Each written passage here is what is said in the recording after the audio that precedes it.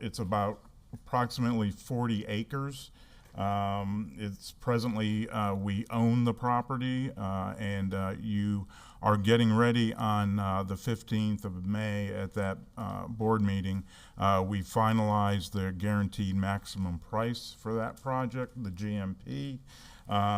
It is coming in about $1 million under budget. Cost per square foot wise came in right at $405 a square foot. So we are seeing significant cost escalation, but we brought this one under what was the revised budget. Schedule wise, we're looking to open up the elementary portion in August of 2025. That'll include all of the elementary classrooms as well as the core facilities, and the core facilities are administration, media, kitchen, dining, and the art and music as well. So we'll be up and operational as an elementary school, and then in February of 2026, the middle school portion will be complete, so we'll be ready for the 2026-2027 school year. As I said, you will see the GMP coming forward at the next board meeting. We did do a partial GMP, so we are doing permitting and purchasing of long lead materials at this point right now. So the project really has technically commenced. The next project is the North County Middle School. This project, you've already approved the GMP on that project. Location-wise, it's west of Fort Hamer Road, about 1.5 miles north of Moccasin Wallow Road. So it's in the northeast portion of the county. It's right around 30 acres. It's under construction. We have broken ground. We are moving dirt, and from what I understand is they're getting a start on pouring pads at this point right now. So that project is moving forward.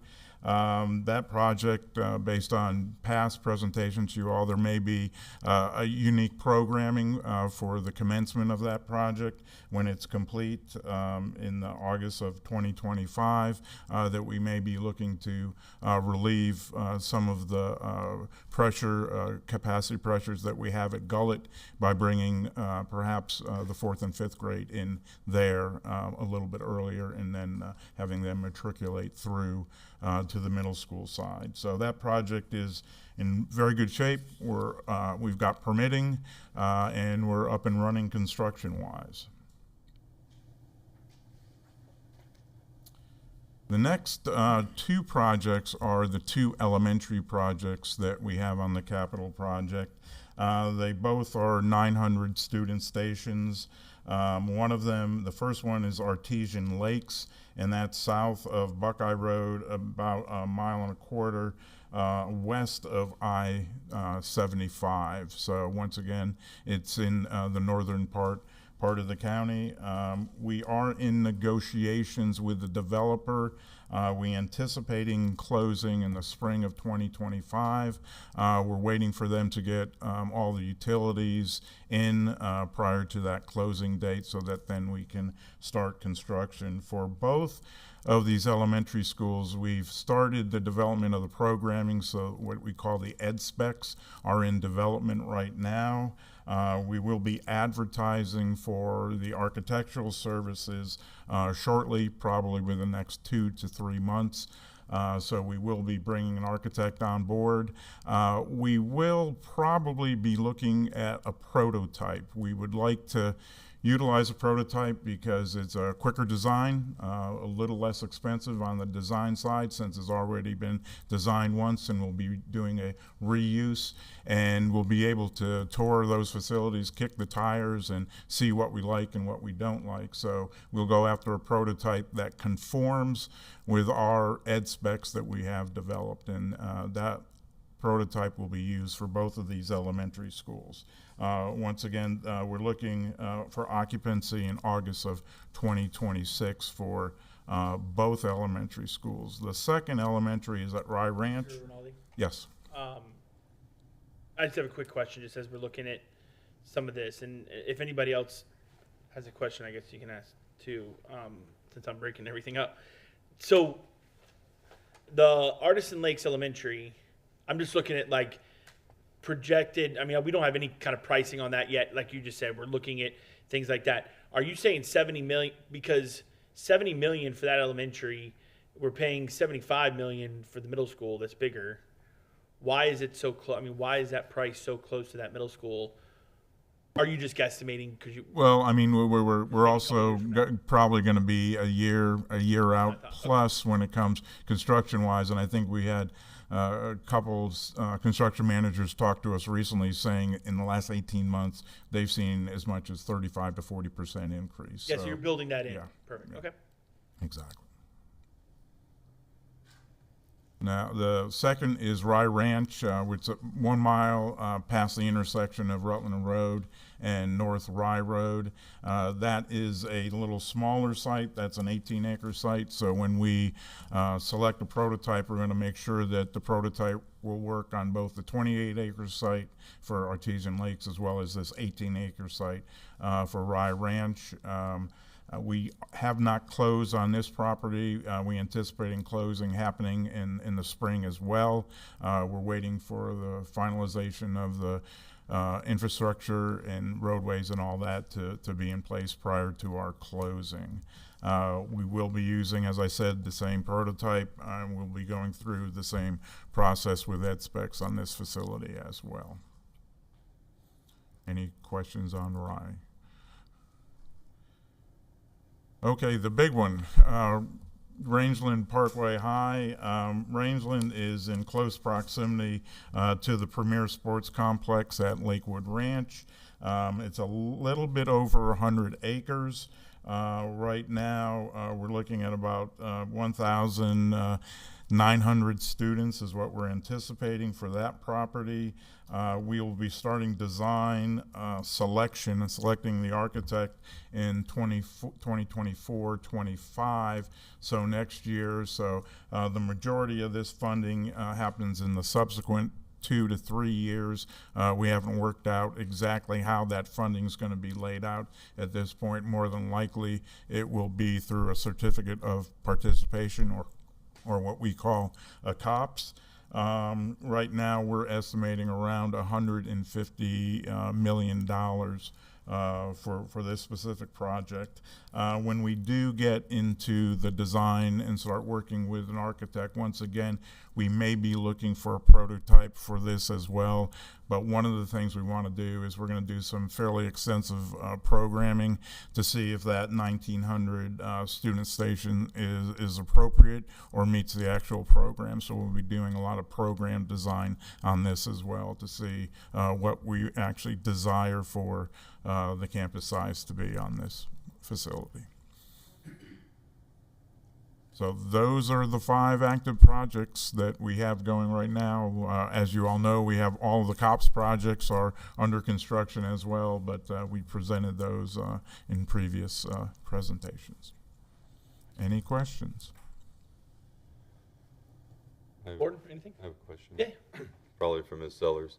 So the costs that are associated, the 106 million, 70 million, 75 million, that is just the cost to build the schools, but we're going to use COPS, I think, for a number of these projects. Is that correct?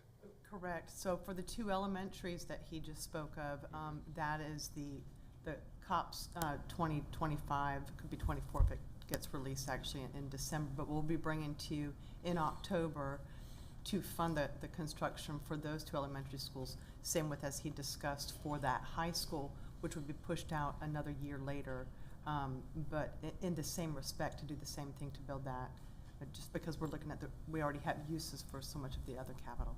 Okay. And when I ask this question, I'm not being critical. I understand this is what we have to do. I'm just trying to educate myself as well as the public too, for that matter.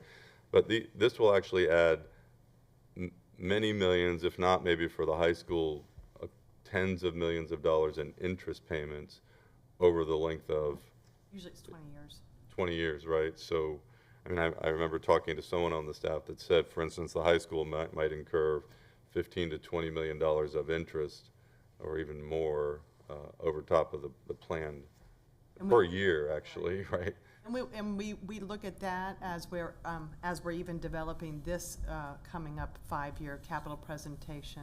We already are working with the financial advisors and the bond counsel related to those to ensure that we're capturing those debt service costs in the 5-year plan for even the projected 2026 COPS. And do those interest payments get paid out of capital funds or operating funds?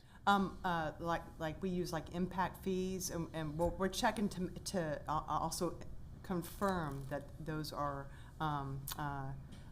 those uses with those particular financial advisors as well. Right, but yes. again, just educating myself. So when an impact fee comes in, does it go into general operating fund, or does it go Capital. it goes into capital funds? So the interest payments on these. We keep that in capital. Capital. So the interest payments on COPS are paid out of the capital fund. Correct. Correct. Okay. Does it have to be? Can any money in the capital fund be used? Like, can the 0.5 cent sales tax be used, or do we? So each of those millages all have specified uses that you can or can't Right. use for, like the impact fees we do for the new sales has a little bit more room in certain items as well too. And even the COPS is restricted to only those projects that we had indicated that funding would be used for. Right. So every single capital fund source does have its own restrictions. Okay. Well, thank you. I just wanted to make the point that the prices that we see here are actually, we actually have to add interest payments over the course of the COPS, or however long we take out the loan for, so that actually adds extra costs to the project overall. I'm just making that point. I understand it's what we have to do. It's the way it is. I'm just educating myself as well as the public too. So thank you for your time. That's all I have. Any questions, thoughts, concerns? All right. Thank you very much. Thank you. Appreciate you for the updates. Item number 2 on the agenda today is the Palmas Elementary School construction update. And I'm trying to open that up. I don't know if that's Mr. Rinaldi. It looks like it's you again. Or if Superintendent wanted to discuss just what we're doing and so we can get his files open. Chairman, I'll take it for a second while Mr. Rinaldi gets ready. Just to add a point to the discussion that just ended, the next step, because you got kind of the construction update, obviously on an instructional and leadership perspective, we're now focused on those first two, the K-8 and the middle school. And so I will likely be bringing to the board some leadership structure recommendations at the May 14th school board meeting. So we'll talk about those two schools again at our next meeting, and what our plans are to both populate those schools and the leadership structure at those schools. So that's something to look forward to at our next board meeting. This next topic, Palma Sola, this is an issue that I believe the board addressed last school year prior to the superintendent transition, and as the project planning has progressed, we've run into a couple of challenges that we want to share with the board related to budget and scope. And so Mr. Rinaldi and team are going to walk you through the current status and what our options are, and get your initial feedback so that we can prepare a future action item for your consideration. Thank you, Dr. Wysong. I also have David Wilds with me today. He's the project director, so he's been overseeing and working closely with the architects and the construction managers as we have worked through the schematic design is where we're at with this project right now. Originally, in the workshop that was done back in March, we were looking to design a campus of 508 students, but we were looking to do the core facilities for 596. And reminder that the core facilities are the media center, administration, dining, and the kitchen areas. So those are the core facilities. So we're looking to oversize those core facilities slightly in order to allow for future growth on the campus. At that time, the construction budget that we estimated was at 23.5. We had estimated it as the environment was at that time, which is approximately $350 a square foot. And as we discussed at the K8, we're now seeing our competitive bids coming in at a little bit over $400 a square foot. So that's part of the challenge we're working through. In November, they completed the schematic design, and at that time, the construction manager did a estimate for us, and the actual construction cost came in at $32.8 million. So it was close to $9 million over the original budget. In addition to that, we began to evaluate different things that we could do to address that budget increase. From the standpoint of the goals that the team set up, they were obviously looking to maintain the character of the school, because that's a very unique school in a unique neighborhood. Provide attractive and fully functioning facilities as always, but we're also looking to maintain the mature trees and landscape that was on the existing campus. We're also, since this was going to be an active campus while construction was going on, we were looking to minimize the disruptions to the campus and to the community as the construction was taking place. And we also wanted to identify utilizing best security practices, like a clear front door.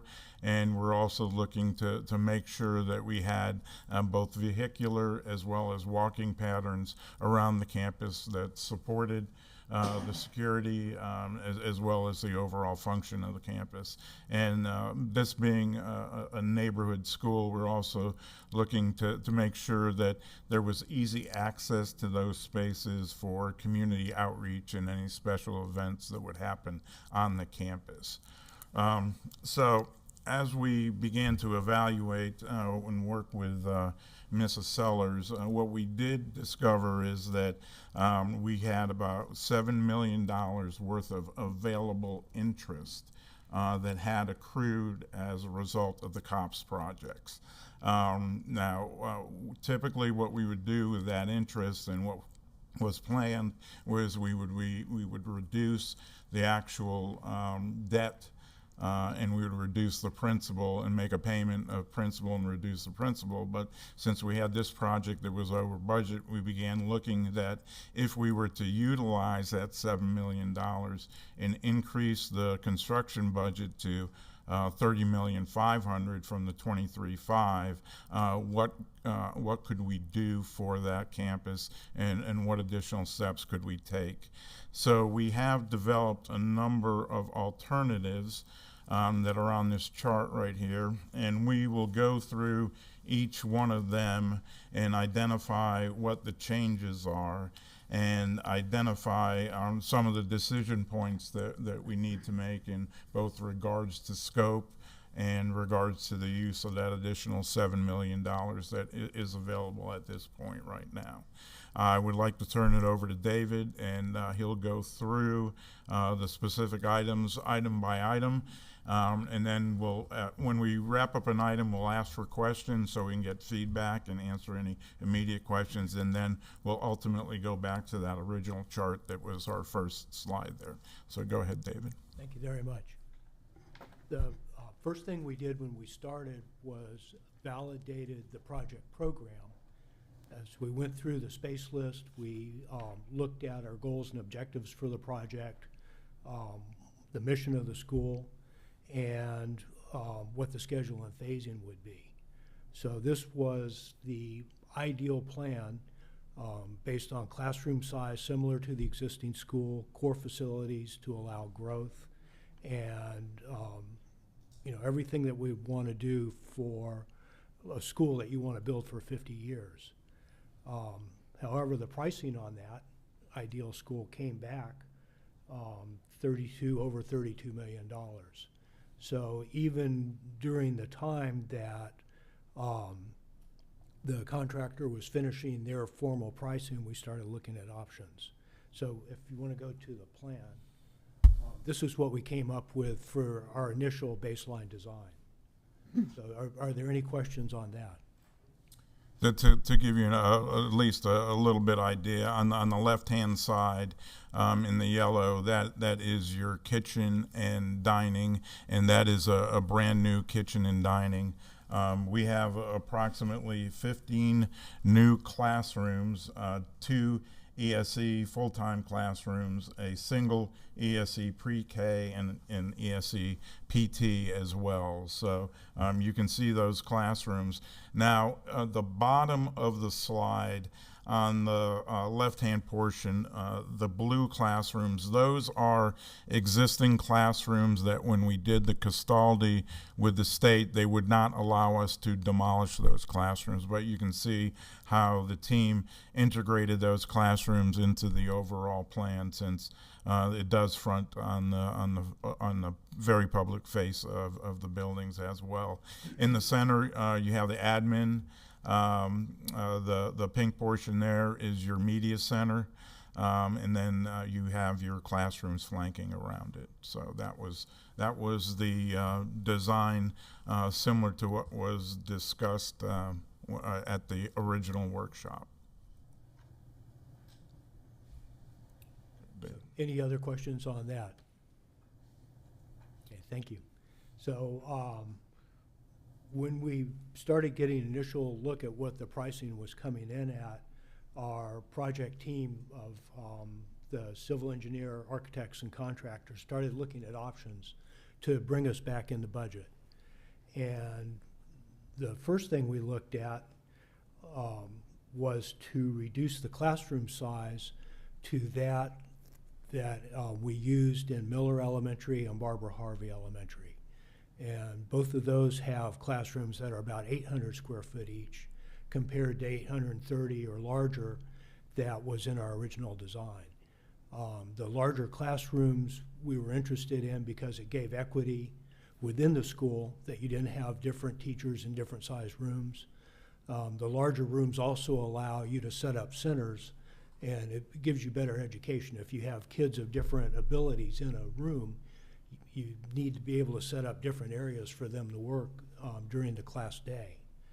So if we reduce that, there's a follow-on effect. Besides just the 30 square foot per classroom, the associated storage areas reduce, the associated circulation reduces.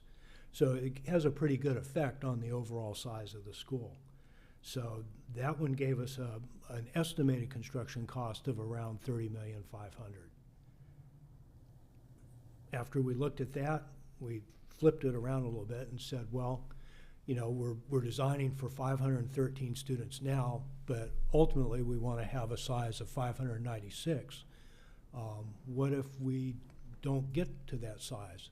And so if we reduce the core capacity, then that allows us to reduce the area of the dining facilities, the media center, the associated, you know, general school storage.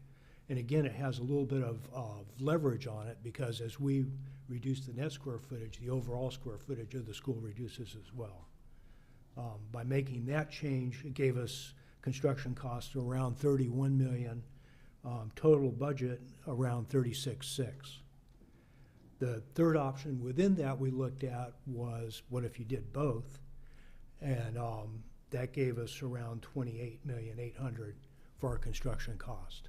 The plan on the next sheet is the plan that was derived for the first option. The building layout's going to be about the same either way. It just expands or contracts a little bit depending on what the class size is. But the general disposition of the school stays the same. The overall organization of having the dining area up where it's at the northwest corner of the school stays the same. The admin and media are centrally located, so they're convenient to all the school, and also so that they can control the entry, which is the current way that we do it now. So are there any questions on those sub-options? I have a question, please. Yes, sir. Actually, Ms. Messenger, I have a question for you. Weren't you a kindergarten teacher or so when you see the class size or the square footage reduction from 830 to 800, does that significantly concern you about the quality of the education that's available as a teacher that used to teach in that kind of environment, or? I personally love a big classroom. Yeah, I mean, as a teacher, he's right. Like, you set up lots of centers and you want space so that everyone's not on top of each other. And so, for example, when we decided to look at Witt Elementary, I don't know if you've made it out. It's like, I fought to keep the buildings in place purely because of their classroom size. They're huge. And there's a lot of value to that as a teacher. The consideration here is to that extra 30 square feet, is that worth this, right? I guess that's the debate I'm having in my own mind at the right, moment. yeah. Because I'm all for the biggest classroom you can get. More storage, teachers use it. I mean, I can't tell you what percentage of my garage is full of teacher stuff right now. So they'll use it. Right. So I hate the idea of, are we being short-sighted for a difference of just $2 million to not have the bigger classrooms? So I don't know, that's a debate I think we'll have to have at some point. Okay. But I personally think it's much nicer to have a bigger classroom. I don't know if you've been inside Harvey Elementary's classrooms.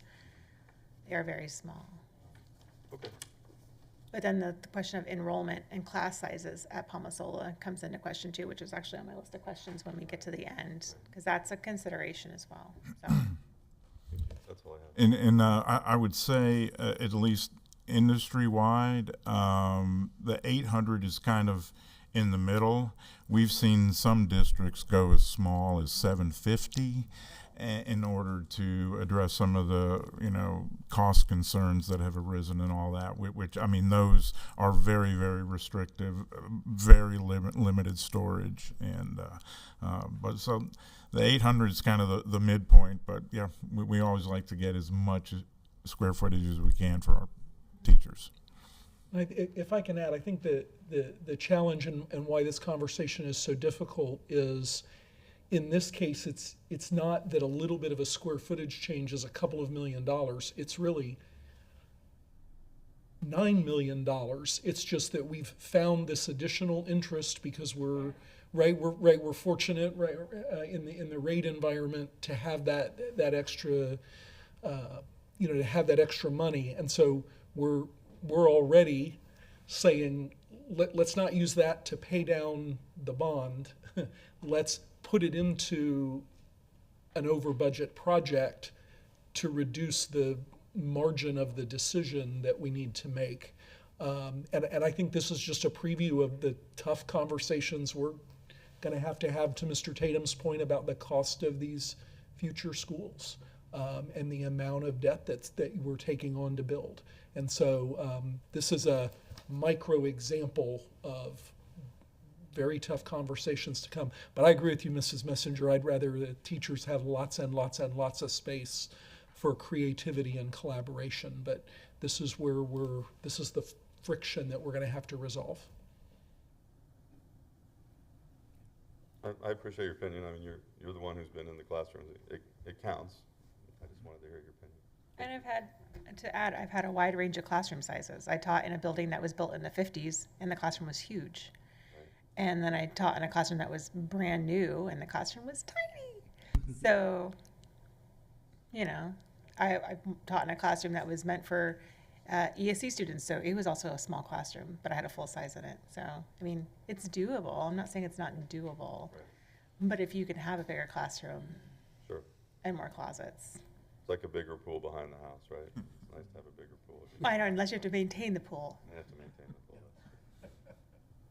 Which is kind of analogous, right? Because the bigger the classroom is, the more air conditioning. I mean, the more it takes. So, okay, thank you. Thank you. The third option that we looked at, we realized that the kitchen was replaced in this school, when Building 18 was built in 2006. So that's a newer building. It's not as in bad a shape as all of the 1961 buildings. So we wanted to look at the option of reusing the kitchen and building the new dining facility next to that. So the benefit of doing that is it would save about $2 million for the budget. The kitchen's probably the most expensive part of the building in an elementary school. $2 million is nothing to sniff at. The downside is that it would essentially add another phase to the project, so it would extend the project duration, and we'd have that's months of not having a real dining facility. We'd have to do some kind of temporary food service, which we have been able to do in other schools. You know, setting up temporary areas where you file in, get your food, file out, and go eat somewhere else. But it's probably not optimum unless we have to find the money, you know, somewhere no matter what. So the plan on that, it kind of flips the school over and it moves a lot of the construction back further west where we weren't looking before. I have a question. Yeah, I want to understand what you're saying about Building 17, which is the cafeteria. yes. You're saying it was a new building or it was renovated? When we redid the school in 2006, 2007, the dining hall portion of the building was renovated. The kitchen portion, which is the yellow, the kind of orangey yellow square on the plan, that was knocked down and rebuilt in place. Okay, but okay, that's interesting to know. I didn't know that. The Castaldi said we could tear down that whole thing? Yeah, the Castaldi didn't pick up the kitchen. Because it looked at as an entire building, Yeah. and I see. Because it's connected to the old one. Right, okay. That's interesting. I didn't realize that. Okay. Thank you. any other questions on that option? I don't think so. Okay, then there's one other option. The fourth option would be keep all of the characteristics of the previous one, and since the school is currently below capacity, build 11 new classrooms instead of 15. So that would be, depending if we were intermediate or primary, 80 or 88 students. We would build the pad and have all the infrastructure in place that would be easy to add that additional extension to the building when the time came. But that also, that's the only option that gets us down to our current budget of $24.5 million. Also within that, we took all the other cost-saving options as well, which includes the smaller overall course size, the smaller classroom size, and then the also reusing the existing kitchen. So the plan on that becomes a much smaller school when you're looking at it on the site. Yes, ma'am. I have another question. Yep. In this option, where you would essentially, it sounds like keep the kitchen but renovate the kitchen, renovate the dining area or tear down the dining area? The dining area, we looked at that, but that's one of the original 1961 buildings. Yeah. It's kind of quaint in a neat kind of way, but I think it'd be better not to try to keep it. It's built to 1961 wind codes, 1961 energy code. It would be better to replace that part of the building in our view.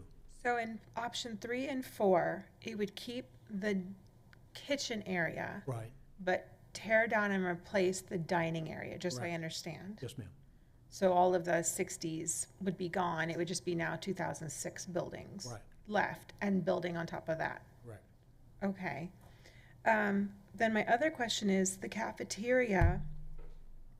this that was redone, that, not the cafeteria, just the kitchen area, what, because we're talking about capacity and what was that built to accommodate? I don't remember. You know, in 1961, they had completely different standards Yeah, of what the area was. It served the school, the original school capacity was 740, I think. right. So it's probably is oversized for what we're looking at for now. The kitchen area would Yeah. probably be oversized, but the dining area would be built smaller, but the cafeteria would still be a larger cafeteria, not the kitchen area. And Ms. Right? Tomei was part of the discussion on this, and she felt that, you know, for the smaller school size, it was adequate for everything that they're doing right now for Okay. culinary. Okay, thank you. Any other questions on that? Did we go through all 4 options, That is right? all 4 options, yes, Okay. sir. Yes. So, yeah, we'll just go. Okay, all right, thanks. Classroom size, how large is Barbara Harvey's? That's our newest, Those are about 800 square feet per classroom. they're 800. Yes, ma'am. So they're not, 830 would, okay. Have we built anything as large as 830 square feet in the recent past? Not that I'm aware of, but with Harvey being, Newest elementary, I right? think even the 6-packs that we're doing are around that 800 square feet as well, or the smaller size. Is postponing the renovation of Building 18, is that a possibility? We committed in the bond language to include that in the scope of work. That is one of the first things we looked at.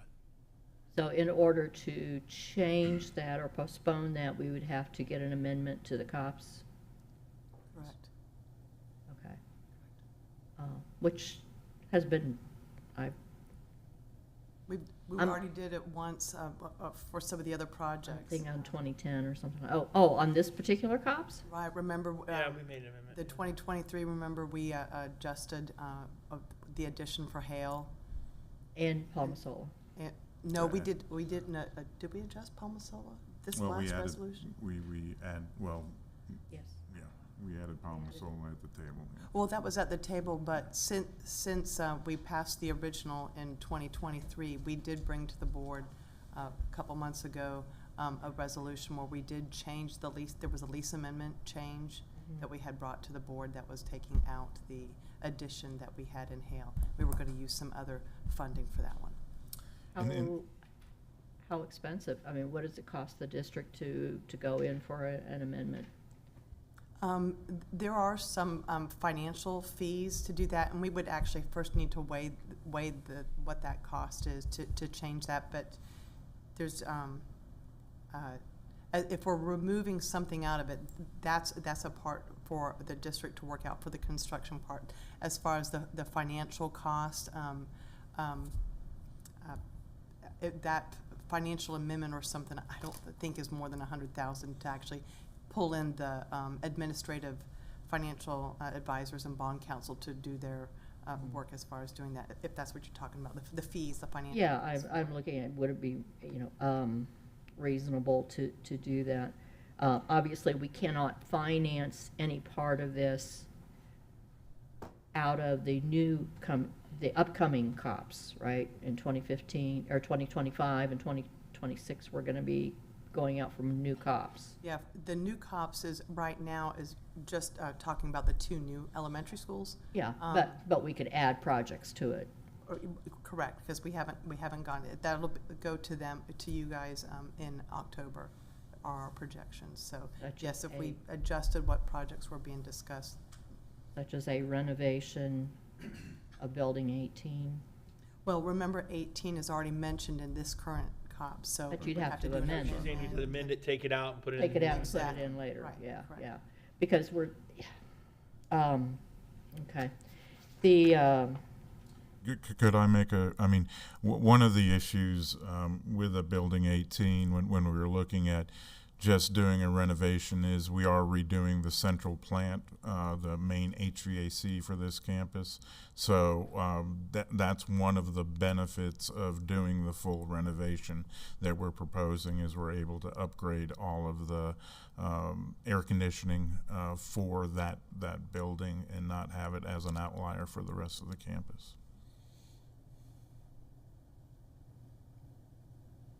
Okay. Obviously, there's advantages of doing it all at one time, but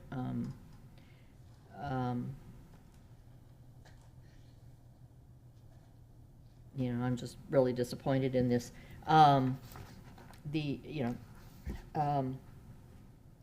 Want to point out that out east, okay, that's where the charter schools are being built. And so we don't know population-wise, student population, what we're gonna have when all the dust is settled, all the our new buildings, charter schools are in, you know,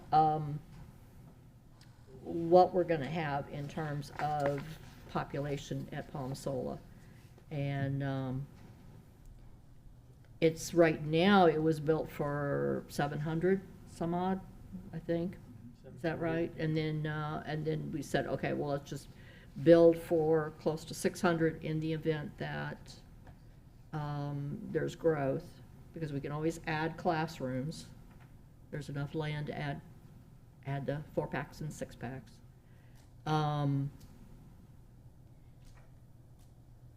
So my preference is to leave the size of the classrooms, leave the size of the cafeteria, and, you know, the new cafeteria, the new dining. I don't know, and then if, I don't know, I hate to see us do this.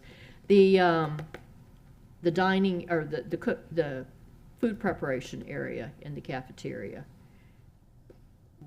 if we left that, how would that affect the energy coming out of that? We would still be doing the HVAC upgrade for that portion. Okay, so you don't, the amount of energy it would cost to operate out of there would be the same as if it was a brand-new building? It would be more efficient, yes. All right. And that saves us how much for the for the dining, or for the food preparation area? About $2 million to reuse the kitchen. Okay.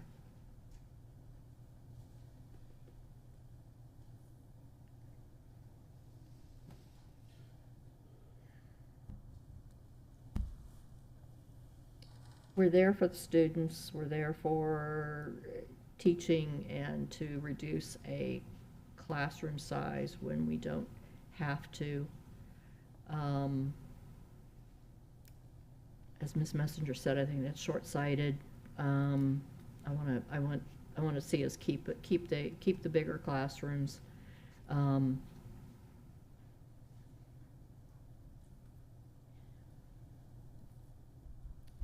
if necessary, find a way to postpone some of it.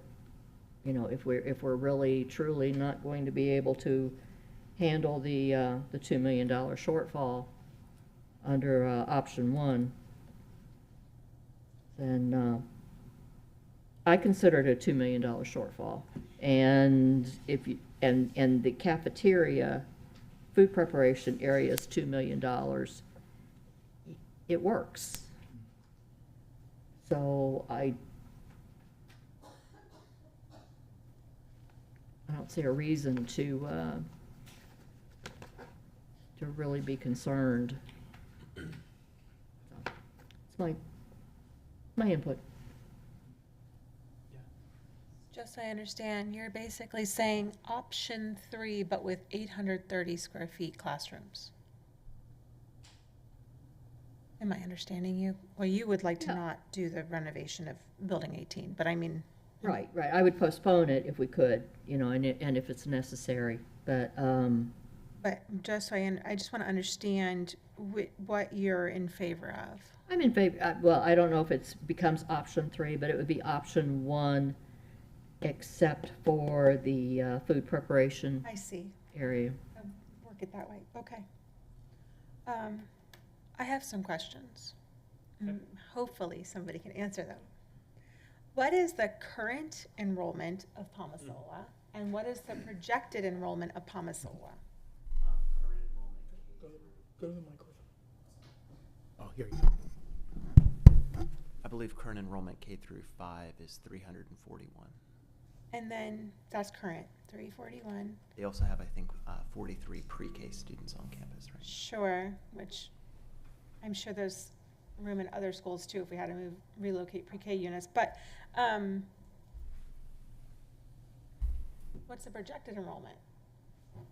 I'd have to go to my computer really quickly, but I could bring that back to you. Okay. Just curious if it's going to be the same or a little up or a little down. Just to piggyback off that real quick, I'm sorry. No, What it's was fine. last year's I think it was around that. enrollment? I think they did have a drop. I thought it was a little bit higher than that. I thought it was more like 400. People I don't remember that, but were concerned I about. don't know why that just hits me 400. Mr. Jensen's gonna enlighten us, Yeah. right? I believe it was a little more last year. When you kind of look at their breakdown by grade level, Okay. their primary grades are smaller than their intermediate grades. So you see a smaller number of students in primary, When you see primary, I'm ignorant to that. K through 2, Gotcha. K through 3. I'm like, I went blank. Like, what? I guess my other question would be, how does that translate to how many classrooms are currently needed? I'm just going to divide by 20, because some are smaller and some are more, so we're going to call that the average. That'd be 17 classrooms total.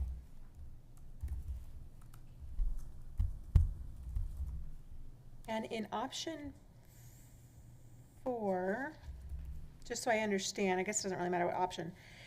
Well, no, it does matter, because I think you do different things to that building 18 renovation. How many classrooms are in building 18? Yeah, 10. there's 200 student stations currently in that building. So essentially, the options of adding 15 classrooms would set it to 25 classrooms when they need 17-ish plus pre-K classrooms. Which if they have 43, that's probably 2, maybe 3 pre-K classrooms. And option 4 with the 11 classrooms gets them to 21 classrooms, so they still have an abundance of classrooms, probably either way, just depending on how many extra classrooms do we want to plan for future, or should this board take up any kind of other realignment or anything in the future, there'd be some wiggle room there.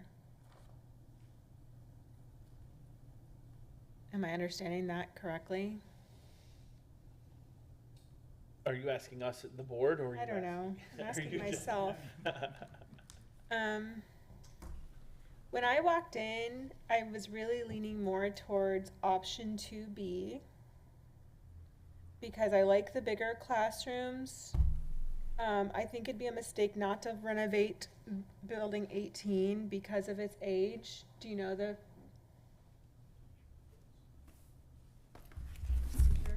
Do you have an idea? Just current projections, and obviously Yeah, this is yeah, still like fairly whatever we think early, it's gonna be. is about level at 346. Okay, thank you. I think if I can add to that, I think what we're seeing at multiple schools right now is exiting 5th grade classes that are larger than incoming K and 1 classes. So if that trend continues, but that's if that trend continues, right? And nobody has the crystal ball, so that's the challenge. Right. So, I went to Palmasola Elementary. Obviously, like I understand how that community has shifted. And I didn't say that. My parents still live over there. I can't say that. But I understand how the community has shifted, and I imagine it will shift back. But at that point, when that happens, it's probably going to be renovation time again. So I don't see the point in building this oversized unless the board envisions at some point realigning lines over there and tackling other issues on that side of town. I do think having a brand new building will probably attract more people from some of the surrounding schools, which might make the board have to consider things in the future as well. I think having a little bit of additional capacity is nice, but I don't see the point in building it for a core size of 596 students. I still don't see the point of that. I feel like that is actually legitimately a waste of money personally, because it's not going to get there anytime soon. And by the time it gets there, you're going to be renovating all of that extra square footage that you never really needed. I don't see the point in building it that big. I don't see the point in building the core that big. Even if the board were to say, okay, the students from some of the surrounding schools are going to come here, whether, however, by choice or whatever, I just don't see I don't see the school needing that size core. So I don't see the benefits in doing that. I do see a benefit in building and renovating building 18 now, because I think if you don't, it's just going to cost more to come back and do it later, and it's just going to be even more of an inconvenience for that school later, because at least right now you're doing all the renovations in one fell swoop, and if you've ever had renovations on your house, you just want it done as fast as possible. You don't want, let's do this one now, and then 2 years from now, because this building is 20 years old, then let's do this other one. It's just, I don't see the point in holding off on renovating building 18. I think we need to renovate building 18. I didn't realize the information about the cafeteria and the kitchen, and that changes my opinion. Because like, as I said, I walked in thinking I wanted option 2B, but now understanding that, I'm comfortable renovating that kitchen area. I really had a hard time stomaching when I saw, because we saw this, but I didn't understand that. Something that would have been from the 60s, that I went through that line, like, we don't need that, right? But understanding now that that's a newer kitchen and it would just be a renovation of that kitchen, and that would be a savings, and we're keeping the other pieces of the building that are that same age, I think that is understandable, and I think that that's probably a wise move.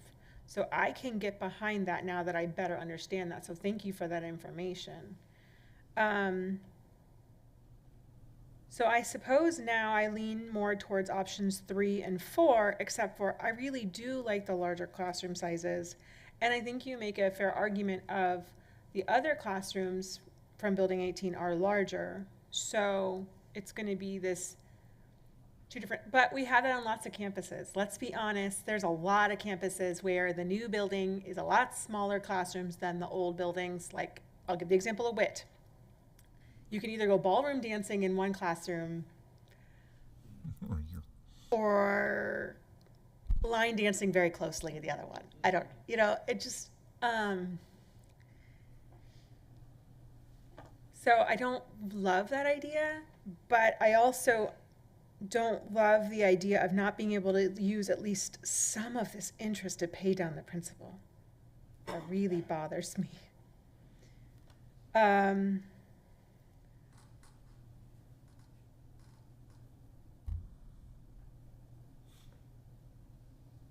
So I'm torn on that part. The classroom sizes, I'd rather have the larger classroom sizes.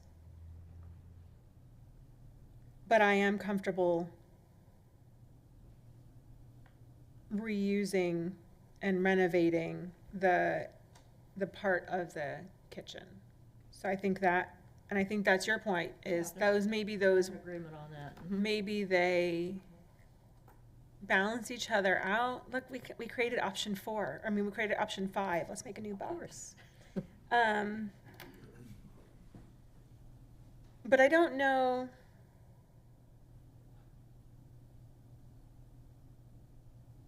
I guess my thought would be then if we did that, what would the actual cost be of that? I'd be curious to know that. Keeping the larger classrooms but renovating the kitchen. Because we don't,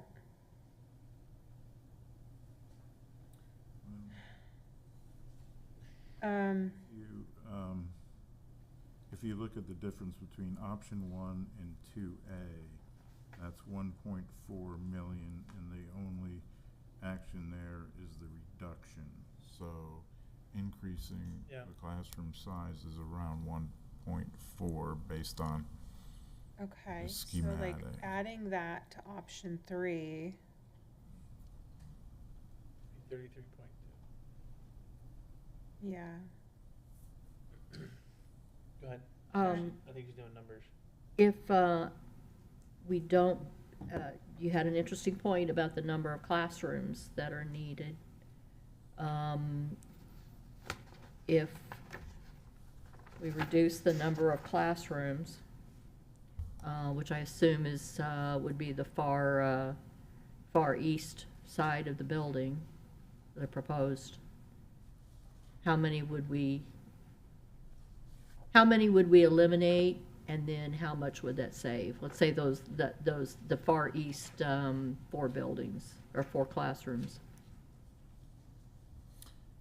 If we're looking at option 3, I mean, you can see the angled option there, and it'd probably be 4 of those classrooms at the end that are perhaps in the orange there.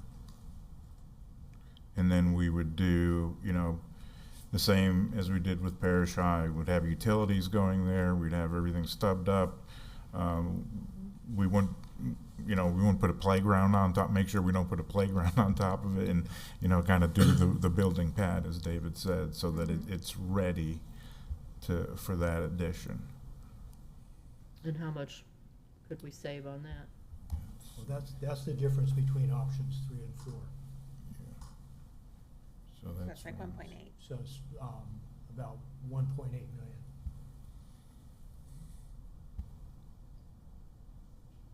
So I do kind of want to add a caveat on this. The only price that we had, formal contractor pricing, was option 1. And all the other options are me at 8 o'clock at night slicing and dicing. and adding- Extrapolating, yeah. Yeah, Trying adding to square foot. So, So we need to be conservative in our approach to the numbers, and whatever option we do take, we'll probably need to verify it and bring it back to you. Well, I would be in favor of renovating the food preparation area in the cafeteria.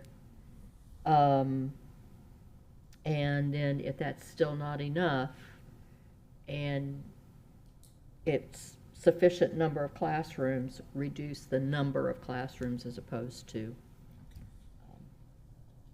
reducing classroom size. classroom size, the 830, and keep the core size at the 596. Yeah, because you can't add on to that. Well, I mean, if you look at it, like if we look at 3, so the pink portion there is your media center. You could always add on to the media center, and then when you look at the bottom right corner there, the gray portion, you could always add on to your admin. Those are your 2 biggest core spaces, besides dining, which maybe we take a look at size-wise, how much the impact on dining is. Mr. Rutato, you have? Yes, so at an event last night, I was listening to one of the county commission candidates, and he said that on the corner there of Cortez and 75th Street, they're projecting to put in around 6,000 new homes. So how will that affect this? And I know we may have to rezone, but I'm just curious, has that been taken into consideration at all? Well, I mean, when it comes to the planning, yeah, those 2 developments, we're watching them closely. And we're also watching the price points of the homes that are coming in and trying to quantify whether those would be families coming in, or if they're more geared towards the retirement and the higher end as well. So, but you're absolutely right. Those are two developments that we're watching closely right now. Is that right now, are those developments in the zone for this school or not?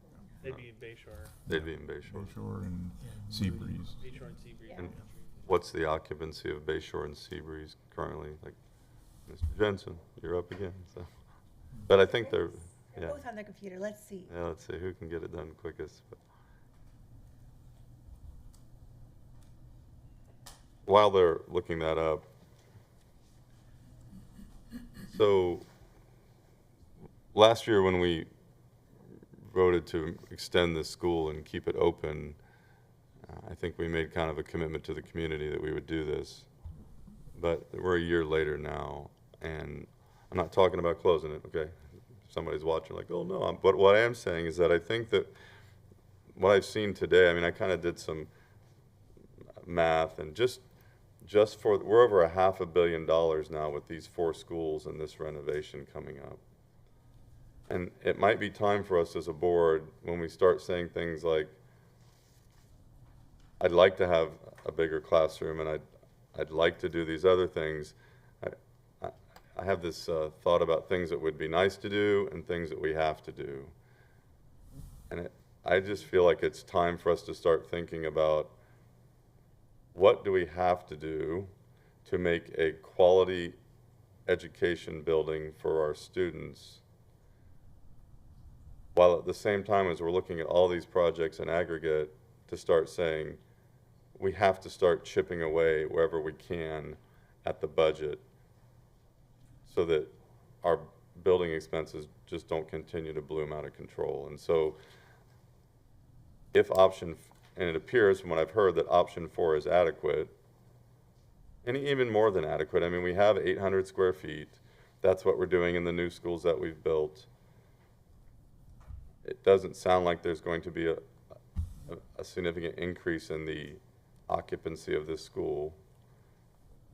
I would be in favor of number 4, because there are things that we'd like to do, but then it might be time to start saying, okay, what is it that we have to do to provide a quality building, while at the same time starting to think about reining in our overall construction costs.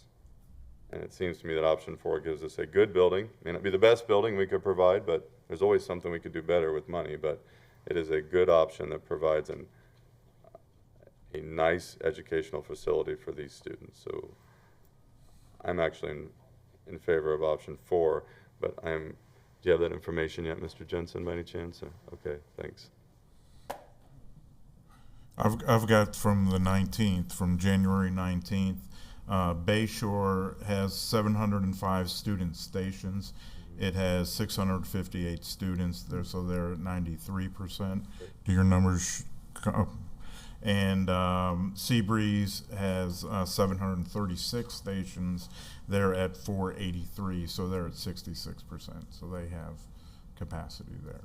Okay, and then excuse me, Palmasolo, what is its current? What was last year and this year? Do we know that? 346. I heard that earlier. 340. Right now we're at 340. 341 K through 5. K through 5, and then add 45. I think you said 45 pre-K students. So we're around 380 or something like that.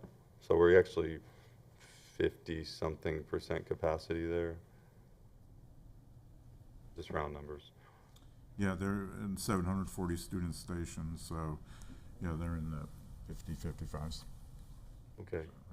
And since we're all trying to use our crystal ball here, and so Mr. Rinaldi, you're probably, the two of you, sirs, are probably the most knowledgeable people in the room based on the 6,000 houses that are coming in and just what you've seen so far.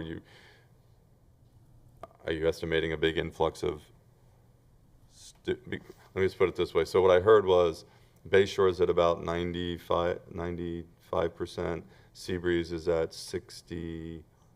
In the 60s, yeah. So like if we took option 4 and then you have those 3 schools there, and based on your crystal ball, and we had to do some rezoning, are you comfortable that we will have enough capacity there to take care of the whatever's going to happen in that area. Yes, because we also have Stewart Elementary that has available capacity as Has well. available capacity. So it will be a movement of lines, but we feel in that area we've got adequate capacity.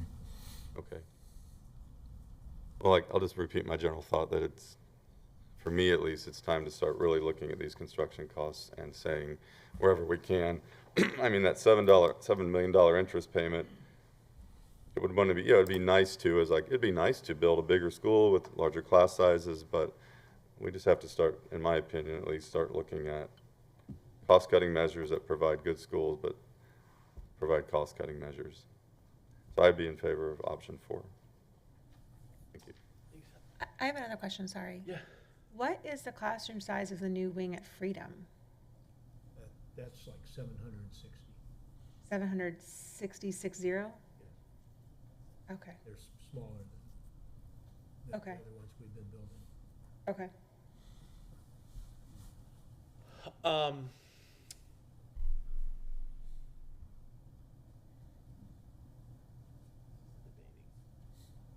I'm debating if I want emails and Facebook messages.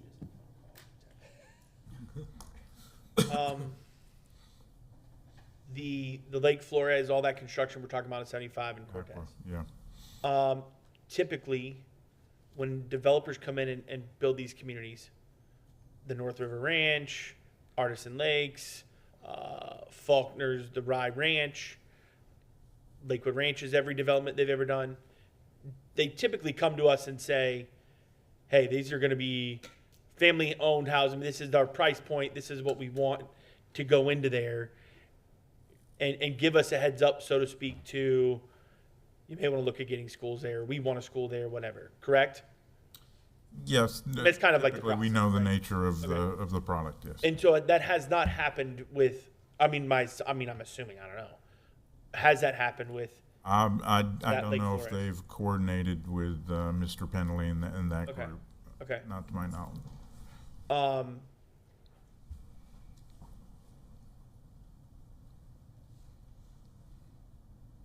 I just, just looking at all these options, 346 kids. We're talking about spending $112,000 per child on these, on option 1. When we just said one school is at 60%, and Seabreeze is a decent amount away from Palm Solo, so it's not, and Stewart's 70 maybe, something. I'm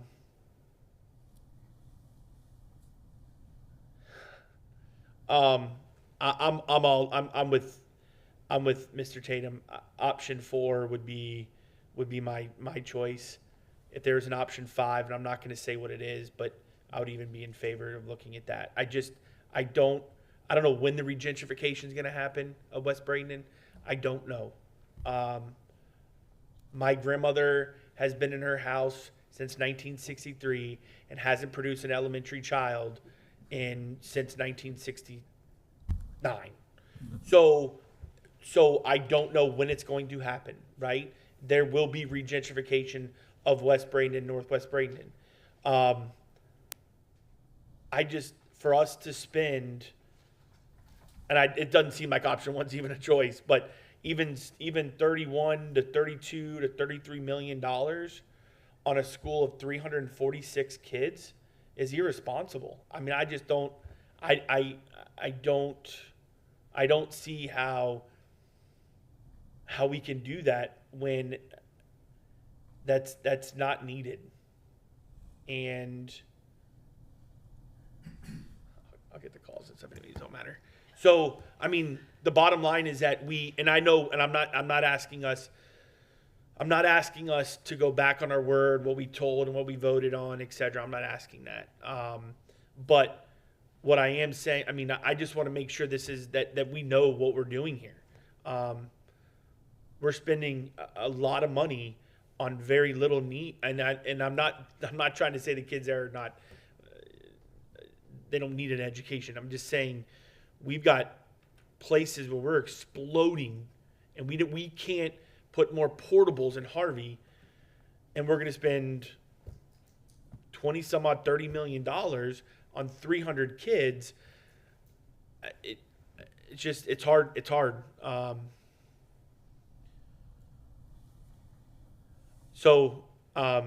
Yeah, I'm in favor of option 4. I would even, if you want to go the other 30 square feet, now, obviously I didn't teach little ones, I taught high school kids, but I mean, the extra 30 feet, a lot of that will be some storage and things like that, which elementary teachers need for sure.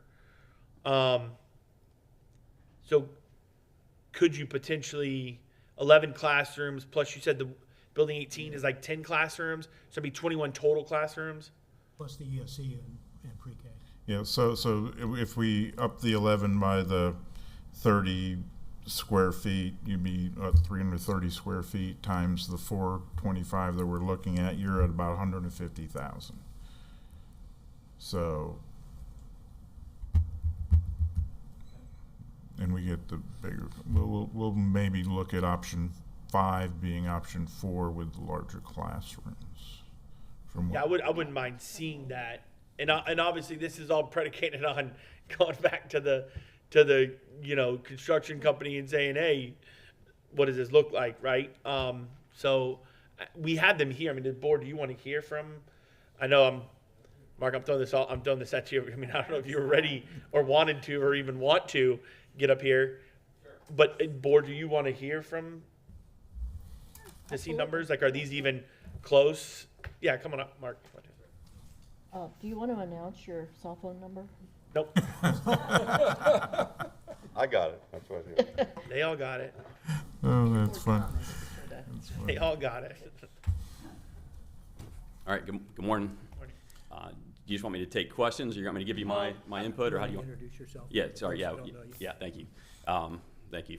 Mark Freeman, president of MENS General Contractors, the CM on the project that has been working closely with David, his team, and the design team on all these different options we're throwing at you guys.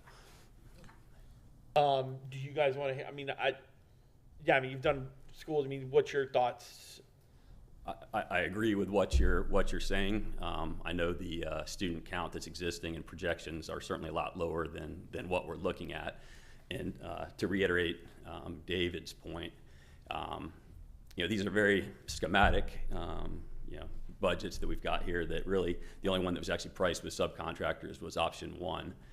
So all these others are interpolations, extrapolations, and that. So if I was recommending to a client, I would say be conservative with what you're looking to do because of that variability as we go to really SDs, DDs, schematic drawings, design drawings, and then the CDs to have some room to play as things progress. Does option 4 allow? It still will allow for, like you say, to have that option. That's the one you were showing Ms. Foreman, I believe, earlier. We're like, this could be where we add on if we need to, and we have. Yeah. I mean, I pulled it up. So the dash line lines that we show on option 4 would be the additional classroom going from 11 to 15.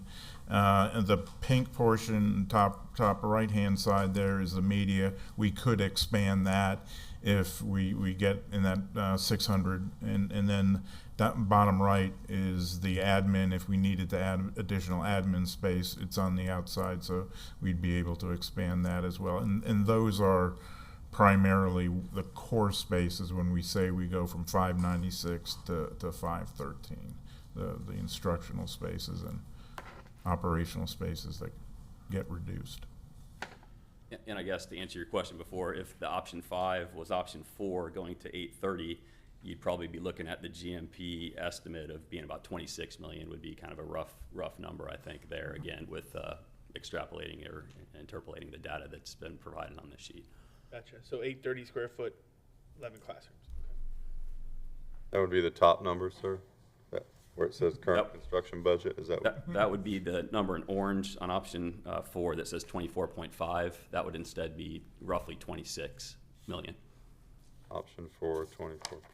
The 24.5 would be 26 million, just again, rough estimate of the CM's estimate of GMP. I see 23 and a half. What am I not? Oh, up here in the yellow. Okay, I got it. Yeah. Oh, okay. So it'll go up by 1.5 million if we increase the, If you went from 800 to 830 square foot classrooms, it'd be about $1.5 million add. okay. What's the name of your company, sir, by the way? MENS, general contractors. Okay, have we selected you for this already? Okay. Just for simplicity's sake, I really think, based on all the conversations, that we should just move forward with option 4. Add the 30 square foot. That's basically what we're all talking about on option 5. I hear what you're saying, but I'm thinking about freedom and walking through those classrooms, and to know that they were 760, as much as I think Harvey's feels small to me because they're so full of children. Like, there's not 18 kids in that classroom, there's 25. So that feels small, but I'm thinking about freedom, and that's a smaller classroom than this. And these aren't going to have 25 kids in their classrooms. They're really going to have 16 to maybe 20. If we're reducing the number of classrooms, we could have, There's still going to be extra classrooms. It's still going to be 21. There's still going to be extra classrooms, even with the 11. There's still going to be extra. you announce your cell phone number too. So. It's publicly listed everywhere. I do think that the 800 square foot Miller, I mean, my wife taught at Miller, I've been to Miller a bunch, and so I never felt they were small. But if you walk into Harvey, you do. But now I'm sitting here considering freedoms and thinking about when I walk through that, Harvey's just so full that's, I don't even know if I feel like that's a fair comparison at this moment, because Palmasola's classrooms are never going to be that full. Well, they might be in 20 years. I don't know. But it's not going to be anytime soon. I'll just add, the other thing to keep in mind is if hypothetically that process happened more quickly than what we're talking about, your VPK and your ESE pre-K units can move, because remember, our capacity and our utilization is based on K through 5.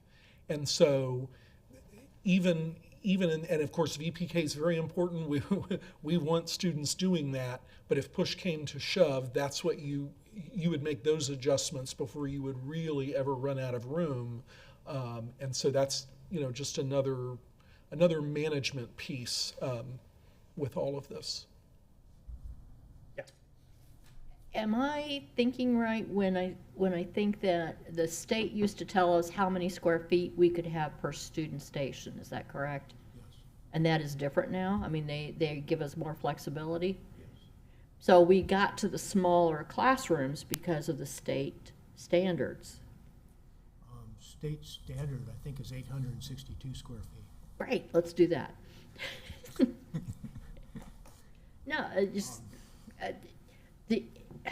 reducing a classroom size, you can't fix it later. And if you find it not sufficient, then you got to add classrooms, you got to add teachers, and it's more expensive. So it really bothers me to reduce the number of square feet in a classroom. And across campus, you're going to have larger classrooms. We have lots of schools that are like that, though. A lot. Doesn't say it's preferable. If you have Building your 18 is 830. choice, if you have your choice, 830 square foot, yes, okay. if you have your choice, you would have a large classroom. Absolutely. I agree with you. But I also think I'm thinking about it from a financial standpoint too, and I don't know if I see that much benefit for the amount of money it's going to cost for the amount of classrooms that we're going to get out of it. I would really like to know the principal's Can I input ask on you a this. question? I really would. She's there every day. She talks with those teachers. She understands how they're using their classrooms, you know. Well, the current classrooms, like the old, not building 18, the other ones, what are those square foot? All over the place. I don't remember off the top of my head. Smaller than 800? There's, I believe there's some that are slightly smaller, and then there's some that are quite a bit larger. Oh, they're just kind of, Because it was built yeah, like 4 different phases over the years. yeah. Okay. We've already set the precedent, though, that we're building smaller classrooms. We are, and kids are still getting a decent education. And, you know, Ms. Messenger, who's been in these classrooms with these children, says, I'd like to have a bigger classroom, but I can make it work. And all these other teachers are making it work. And so, yeah, it would be preferable to have a 900 square foot classroom, but the environment that we're going into, costs have to be at the top of the list here, not to mention every square foot extra that we put into a building is extra utility costs down the road that we have to pay for it, air conditioning or heating or whatever we have to do. So as you look at these costs, I mean, I did the math a little earlier. In 1 year, the estimated square footage cost has gone up by approximately 24%, sir. Is that it? From 350 to 460 or whatever that was? Or is The square footage and scope of the project changed too, so I think that would be an oversimplification of those numbers. So, but it certainly has gone up considerably in that time frame from whatever the original budget was put together, no doubt about it. But I looked at the square footage numbers were 350. If you look at page 2 in the introduction, it said the board approved the AE and CM agreements. The approved total budget of $29 million was based on an estimated construction cost of $23,500,000 or $350 per square foot. The CM schematic design of 27 November 2023 put the construction cost at $32.8 million, over $460 per square foot. That's accurate? I don't know where those numbers came from. I didn't put that together, but I don't. But you Yeah, did. I mean, that's the square footage Yeah, divided by the proposed cost exactly. So for the new. my point is that it's gone up 25% per square foot in 1 year. So and the point I'm making there is we have to start looking at these costs. And every square foot that we have extra that we would be nice to have but don't need requires more utilities. It's going to cost more to build. It's over what we're looking at in this package right here. You did a very good job preparing today. Is over $500 million just in construction costs, not including the interest payments of tens of millions of dollars that we're going to end up paying on the cops to get this done. So we have to start looking at what do we need to provide a good education and things that would be preferable or nice to have. I think we should avoid, and we've already set the precedence that these smaller school class sizes are there, they're being used, and the kids are getting a good education with even 760 square feet. So I'm pretty firm on option 4, just from a fiscal standpoint. I mean, we've already, some people have even said you shouldn't even leave Palma Sola open because fiscally, like you're talking about, Mr. Choate, it's hard. Well, you said it before, so you threw the bomb out. But I pulled the pin on it. I said it when a year ago. I said it's a neighborhood school. We don't have to bus a lot of people there. I think last year only 6 kids go there. If they can walk, it's a great neighborhood school. But on the other hand, yes, we're gonna let you have your school, but you're gonna have to understand that we have to do some fiscal responsibility here and build something that's adequate and good for you, but that's where we need to be fiscally. So I'm pretty hard on option 4, just from a fiscal standpoint. Thank you. Curiosity, and we may not have this answer right now, but I'm just, how old is Stewart Elementary? Like in that last I mean, I know we had the report and all that kind of stuff. I couldn't find it. I And couldn't find what we had gotten when we discussed this. yeah, like what's the age of that? Not only, I'm only asking. Well, I'm asking for a reason.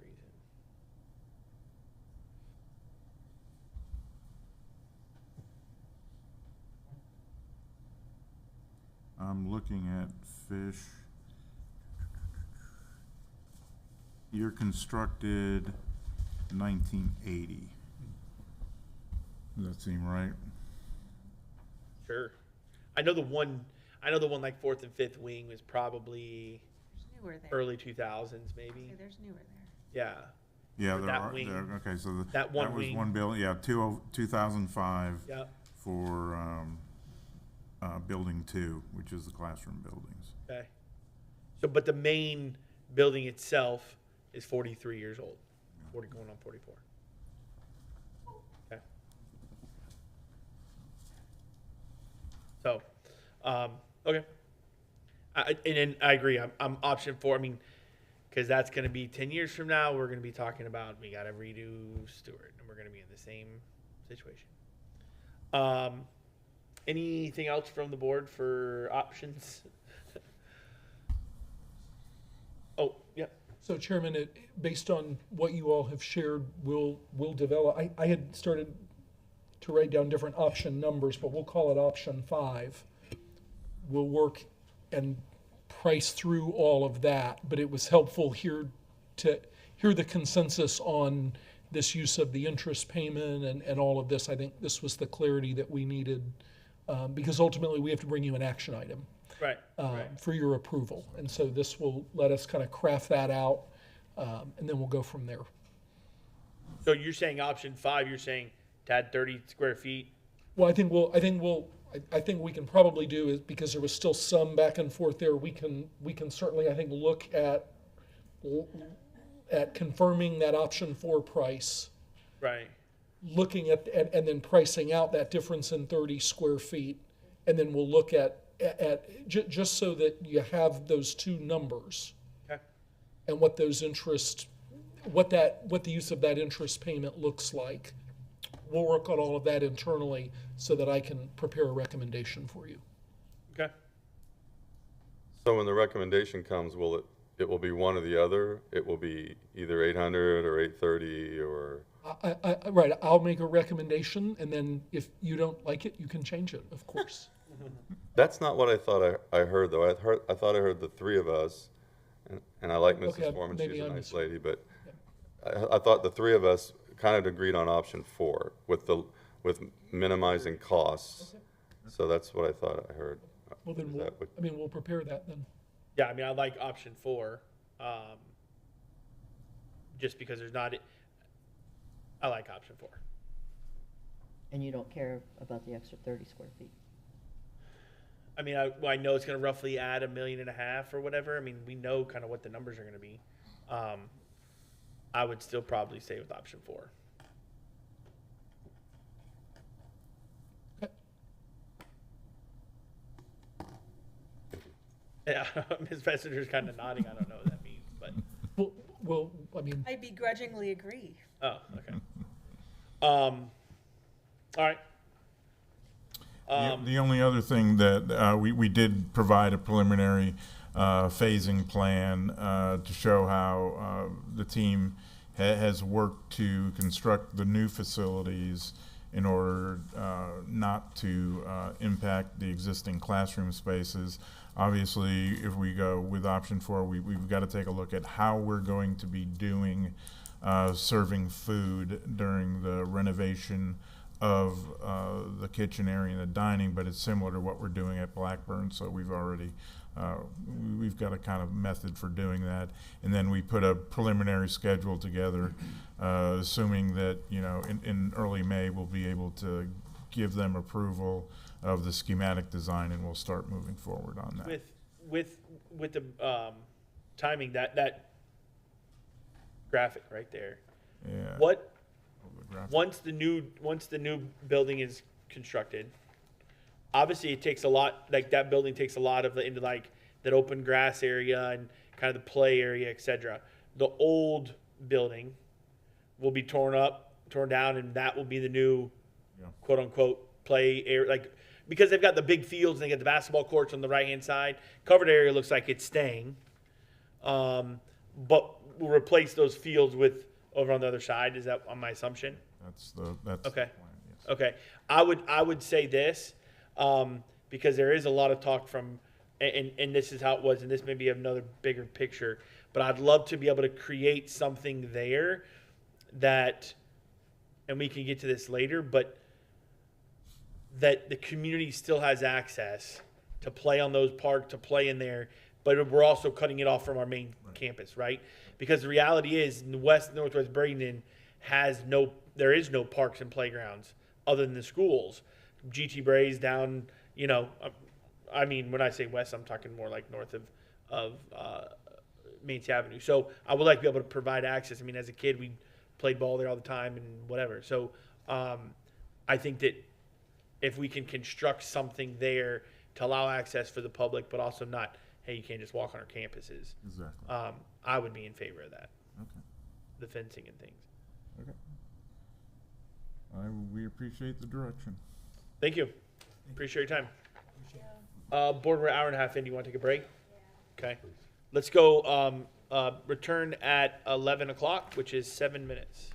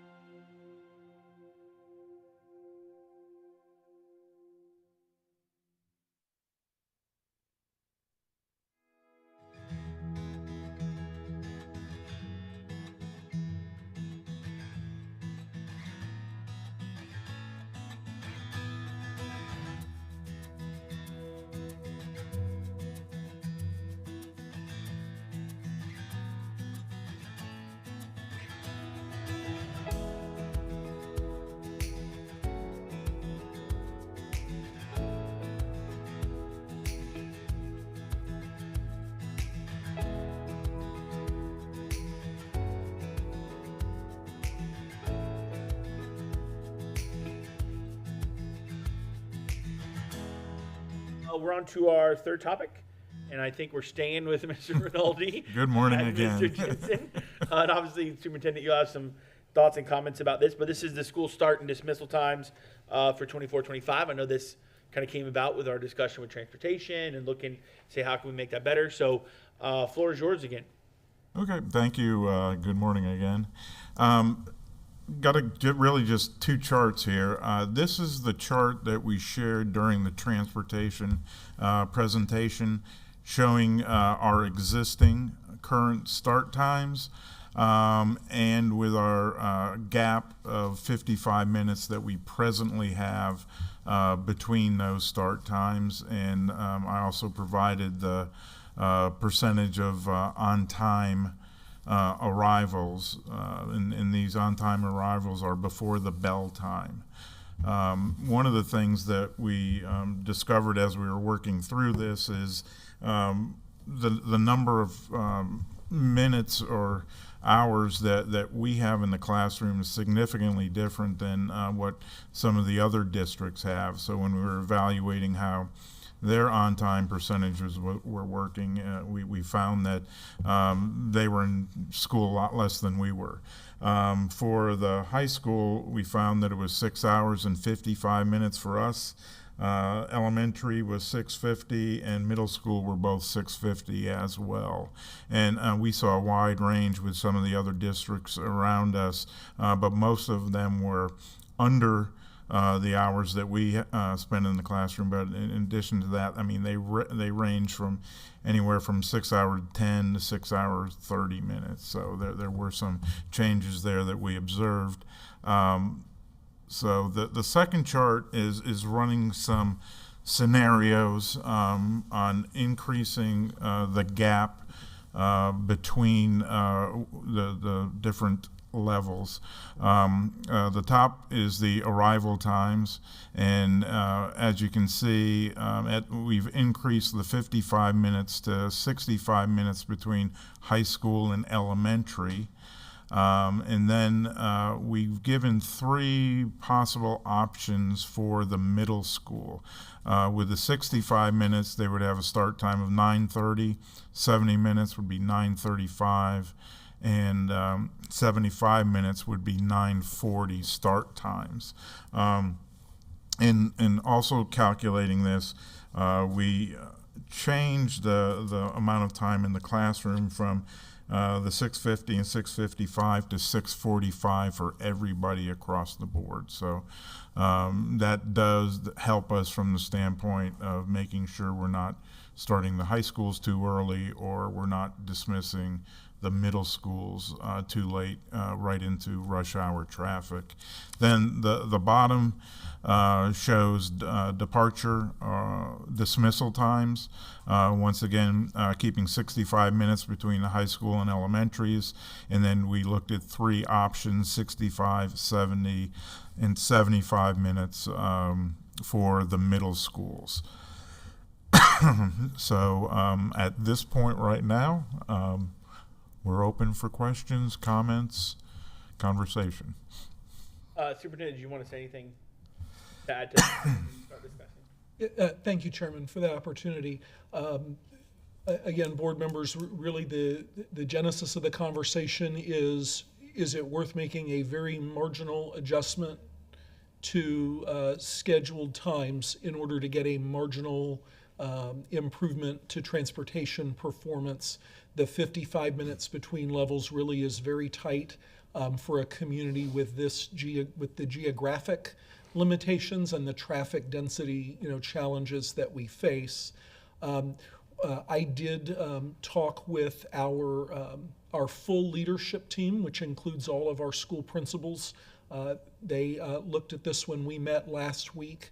The primary concern was from our middle school principals in terms of pushing middle school start back later, which would push end again closer to that traffic, which puts any routes that are running late right into the middle of that 5 o'clock traffic. So I think the middle school principals were the group that were most concerned about a bigger shift in times. And so again, there's always going to be, a little bit of, again, it's change management for people, but the question just for you all to discuss is whether you think the 5 to 10 minute adjustments at each level are worth the potential improvement in transportation performance. Thank you.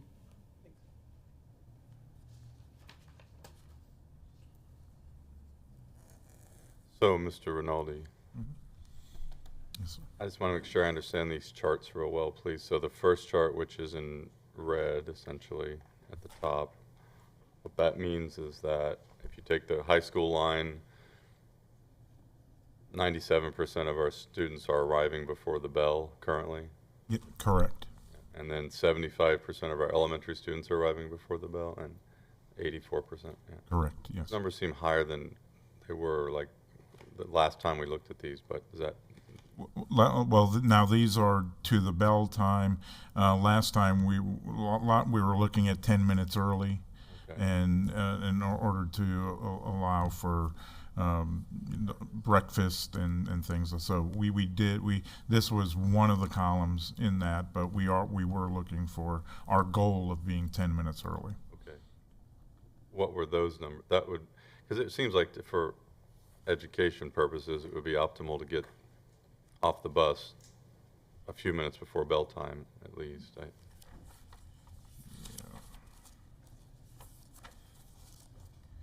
Because it seems like those numbers, Yeah, I don't have those old. I'll jump back. I'll look real quick. it was significantly lower.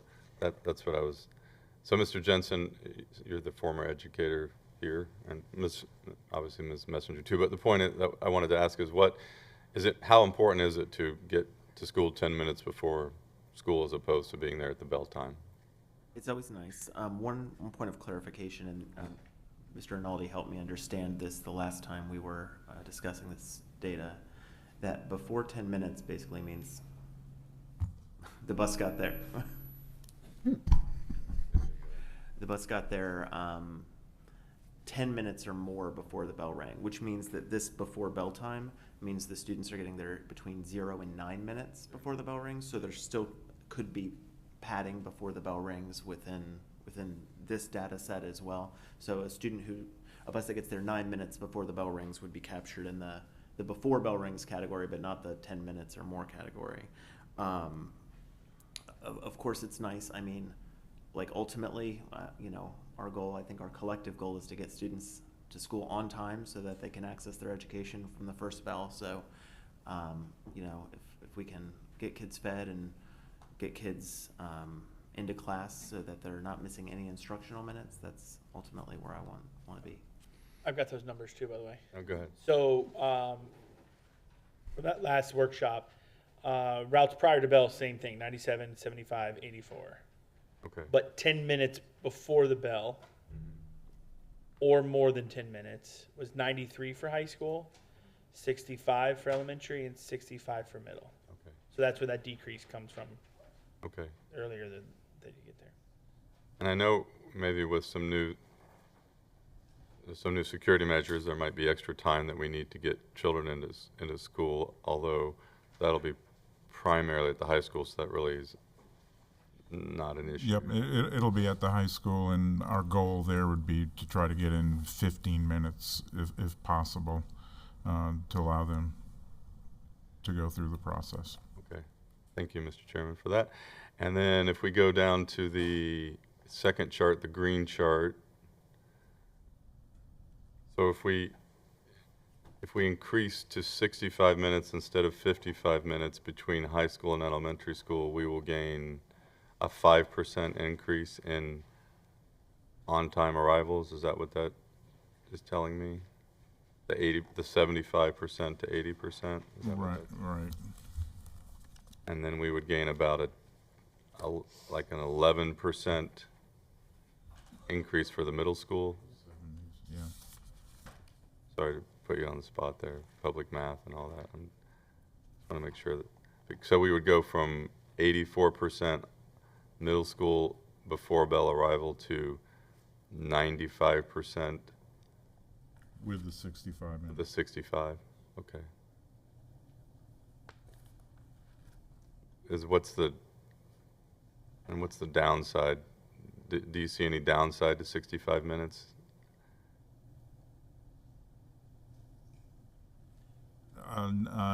No, I mean, quite honestly, it would be extremely helpful. All I can see is upside. Okay. How about launching into traffic a little bit later? Is that, Well, I mean, we're going from, let's see, right now, we're launching into traffic at the 65 minutes presently we're at 4:10, so it's really just a 5-minute okay, change at the middle school level. okay, But we are getting the high schools out earlier, because okay, they're at 2:25 now, so they'll be getting out at 2:05. okay. All right. And then, so if we do what's the difference between the two charts, the two green charts? Arrival and departure. Arrival and departure. So are we saying then that even with a 65-minute gap now, we're still only going to get 40%? What does that number, what does before bell time mean? But before the dismissal bell, Okay, they will have 40% of the buses on the ramp. Now keep in mind, it still takes a good 5 to 10 to get them to the bus as well. Right. So we haven't run the post, the 10 minutes after the bell, which obviously the percentage is going to be higher, but we can evaluate that in the future. But that the bus is sitting on the ramp when the dismissal bell rings. so even with a 65% gap, we're still only projecting that 40, when middle school ends, when all of our middle schools end, only 40% of the buses will actually be there when the bell at the end of the day rings. Right. Wow. But one of the things you could extrapolate out of this is when you look at the 70 and the 75, if at 4:15 it takes 10 minutes to load the bus, then 61% of the buses will be on premises 10 minutes after the bell as well. Okay. Does this require any double backs at this point? Or I guess that's a function of drivers, Yeah, right? Double backs are the outlier. I understand. We're hoping the vans are really going to help us. And that was the point I was going to make, is remember that these numbers are simply playing with hypothetical times, right? So we already know we're going to have some things different this year. First of all, more recently, driver counts have been more stable. So if we can continue that, right, and we can start the year with routes more stable, then performance will be better. More driver turnover means more new drivers who are having to learn the system. And so, that's a factor. We also don't know, simply the fact of pushing the high school buses out sooner, earlier in the afternoon, may improve the elementary on-time performance more than even what's simulated. And of course, if the elementary on-time performance improves, the middle school on-time performance will improve. So this is, I don't want to get too hung up on this moves 10% or 12%. It's really just to show that even a small adjustment should help. But until we actually execute, we don't know what those numbers will be. I thought that's what we're paying you for, Dr. Weissong, to figure all this out. I'm just joking. I mean, it's very speculative. As I look at this and I kind of look at all the numbers and I weigh it all out, I say 65 minutes probably is the spitball, like it's all speculative. We could go to 70 or 75 and get a little bit of improvement, but it's marginal, and then we're launching into traffic later. And I guess I'd go with 65, but it's kind of speculative. I don't have a lot of hard data, but we're going to have to speculate a little bit here. So, anyway. Yep. My biggest concern with this consideration is that in a year, it's all gonna, that's a way to say it, but yeah, it's all gonna be shifted again probably a lot more dramatically than this. And that's really my only concern. I can see the benefit of doing the 65 minutes. I agree. I don't really see a downside. So I'm not opposed to doing that. I don't know if think doing it more than that. I'm not sure there's that. I don't know. But my bigger thing is you're going to switch it this year for families, and then you're going to switch it again next year for families. And then you're probably going to have to fine tune it and switch it again the next year for families, because that's going to be it's just a lot for families to, When do we a have lot to of switch? changes. So the major shift that's required by statute is 26, 27. So this should So- be for 25, 26, No, or this should be 24, 25. this would be 24, 25, and then If I should be, if we get the performance we're looking for and other things have improved, then 25, 26 may be the same. And then if that statute stays on track, yes, 26, 27, I mean, again, we're just starting the conversations, but I would argue the shifts will be so significant for 26, 27 that the fact that we made a 5-minute change for 24, 25 will be a distant memory by the time that's done, just because I think the level of operational disruption that comes with that change is just massive. I agree with that. I just feel like that, here's a change, here's another change. You're probably gonna have to change again after that because you're gonna fine tune it. Like, it's just, and then there's the discussion of, do you want to tackle it before the year it's due, because you're gonna have to fine tune it before that, otherwise it's really gonna, so I don't, it's a lot of changes coming, and it's gonna be year after year, it seems like. So that's my only concern. But I do think that there's an added benefit to the 65 minutes, and I do think it makes slight changes for, like I'm looking at high school, okay, they're gonna start really 10 minutes earlier, but they're not dramatic changes when you do it that way, because you kind of spread the love between the changes in the high school and the elementary and middle school. So I can see the benefits of that, and I do kind of question if you do the one that's like for 75 minutes. If the bell time is 4:25 and it takes 10 minutes to load the buses, then you're not leaving the middle school until 4:35, and that's straight into rush hour. So I'd be really curious to see if you'd really get better performance to children's houses. I doubt it. Maybe I'm wrong, but I just think it's probably not going to be better. I imagine, but I could see the benefit of the 65-minute one. So yeah. I want to ask about the bell times, because the bell times, high school is going to start 10 minutes earlier, but it's going to get out 20 minutes earlier. Is that correct?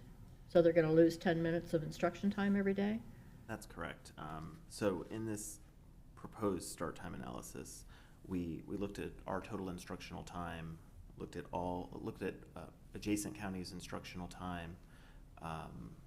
Like Mr. Rinaldi said, we offer significantly more in our district than many other districts, and we would continue to under this new proposal, because this new proposal would reduce high school instructional time from 6 hours 55 minutes to 6 hours 45 minutes, and then to elementary and middle, it would go from 6 hours 50 minutes to 6 hours and 45 minutes, so just a reduction of 5 minutes. So you're looking at, when you think of a 7-period day at high school, 1 minute per class period approximately over the course of a day.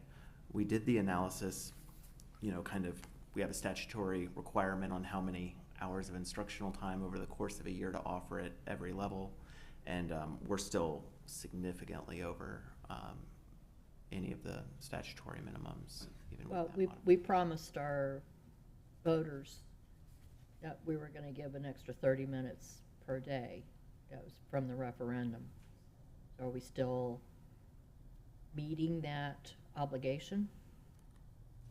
I can check the historical piece to kind of see what the prior instructional time was and current instructional time and get back with you on that. Okay, yeah, because I think that's vital. The other question I had, I was told at a recent meeting that we're feeding the kids every day breakfast. These existing bell times and arrival times, do they provide, the existing ones, do they have time to eat? So, and again, it's a little bit different on every campus, but, you know, especially, let's say, on any campus, your students getting there early or often going to the cafeteria, getting their breakfast for the day. Sometimes if a bus is arriving right on time or late arrival, the administrative team will make, you know, adjustments, either allowing the students to go into the cafeteria and pick up their lunch and either take it to class with them or have a quick bite, or they'll do kind of grab and go pickup to take to class with them. But they, you know, our administrators want to make sure our kids have access to food on campus. So they accommodate those schedule adjustments as needed. The complaints I hear are not about arrival time in the morning, but as much as it is the kids getting home so late in the day from middle school. And I see them out on the highway at 5:30, you know, I mean, there are still buses out there, and that's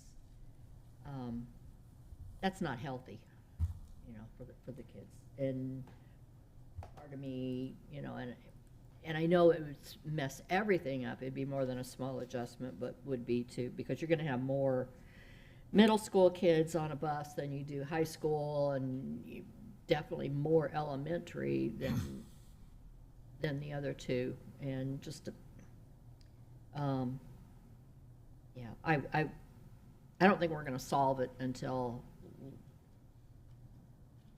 we make some big changes. So that's. I can support a small change, you know, definitely, but my concern are the middle school kids getting home so late.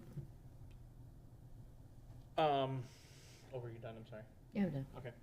Well, middle school kids getting home so late that means they can't get in trouble.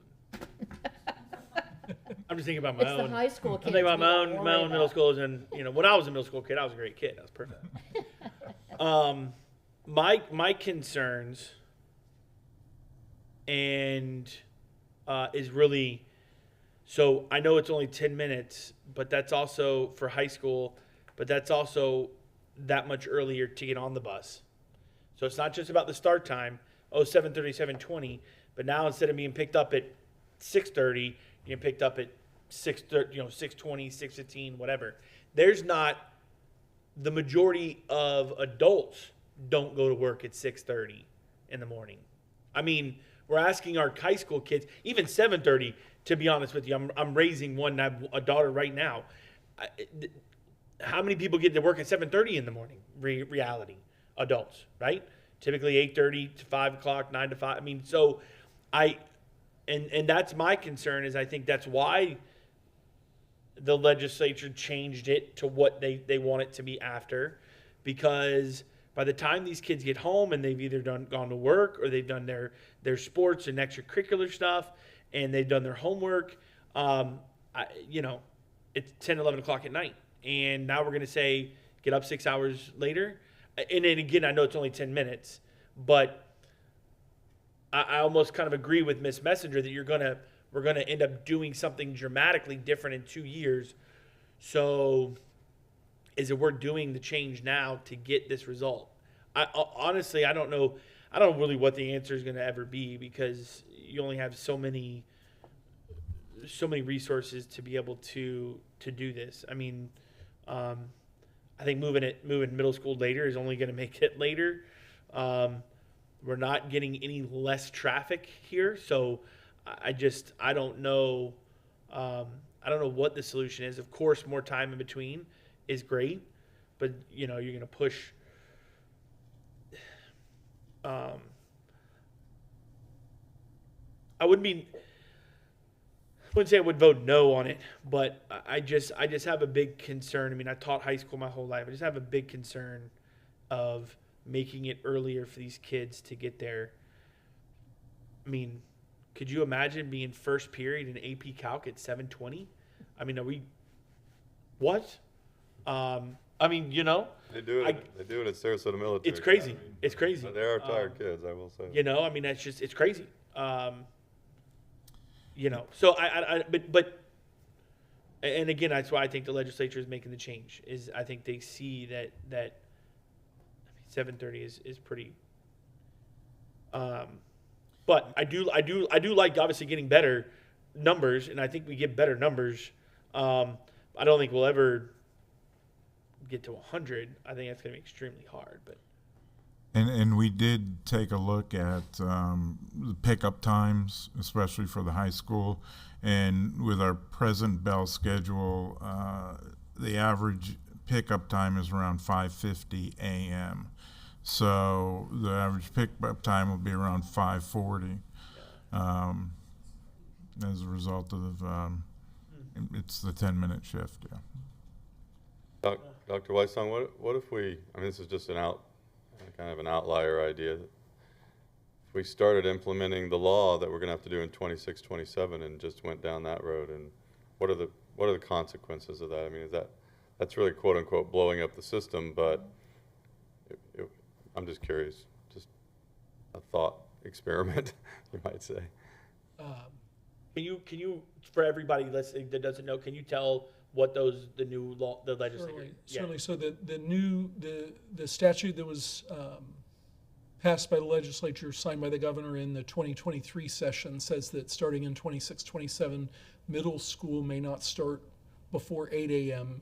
and high school may not start before 8:30 a.m. And so, to be clear, again, as I've told you all before, there are 67 different ways, right, that school districts are running in Florida right now. So you actually have some districts that have already shifted, even before the law was contemplated, to a later high school start time, consistent with some of the research on sleep. But we had a board member that was pretty adamant on that. yeah. But I wasn't right. But there are trade-offs to all of these decisions, right? So that district gave up some things, or those districts may have given up some things. The key question really is, if you're locked in on your middle school and your high school start time, where do you run elementaries, right? Do you start super early? Do you go really late? The other piece is that, you have districts that have tiered starts to each level. And so elementary may start at one time in one part of the county and a different time in a different part of the county. And you kind of model all of that out. So I guess my thought is, if we have until 26, 27 to make this change, we've got a lot of research and simulation to do on the operations side. We have a lot of conversations that we need to have with parents and kids as well. I think we're, again, I think this discussion was to me, this is really born out of, as we have talked in workshops about what are the board's priorities. Transportation hit on 2 or 3 of your lists.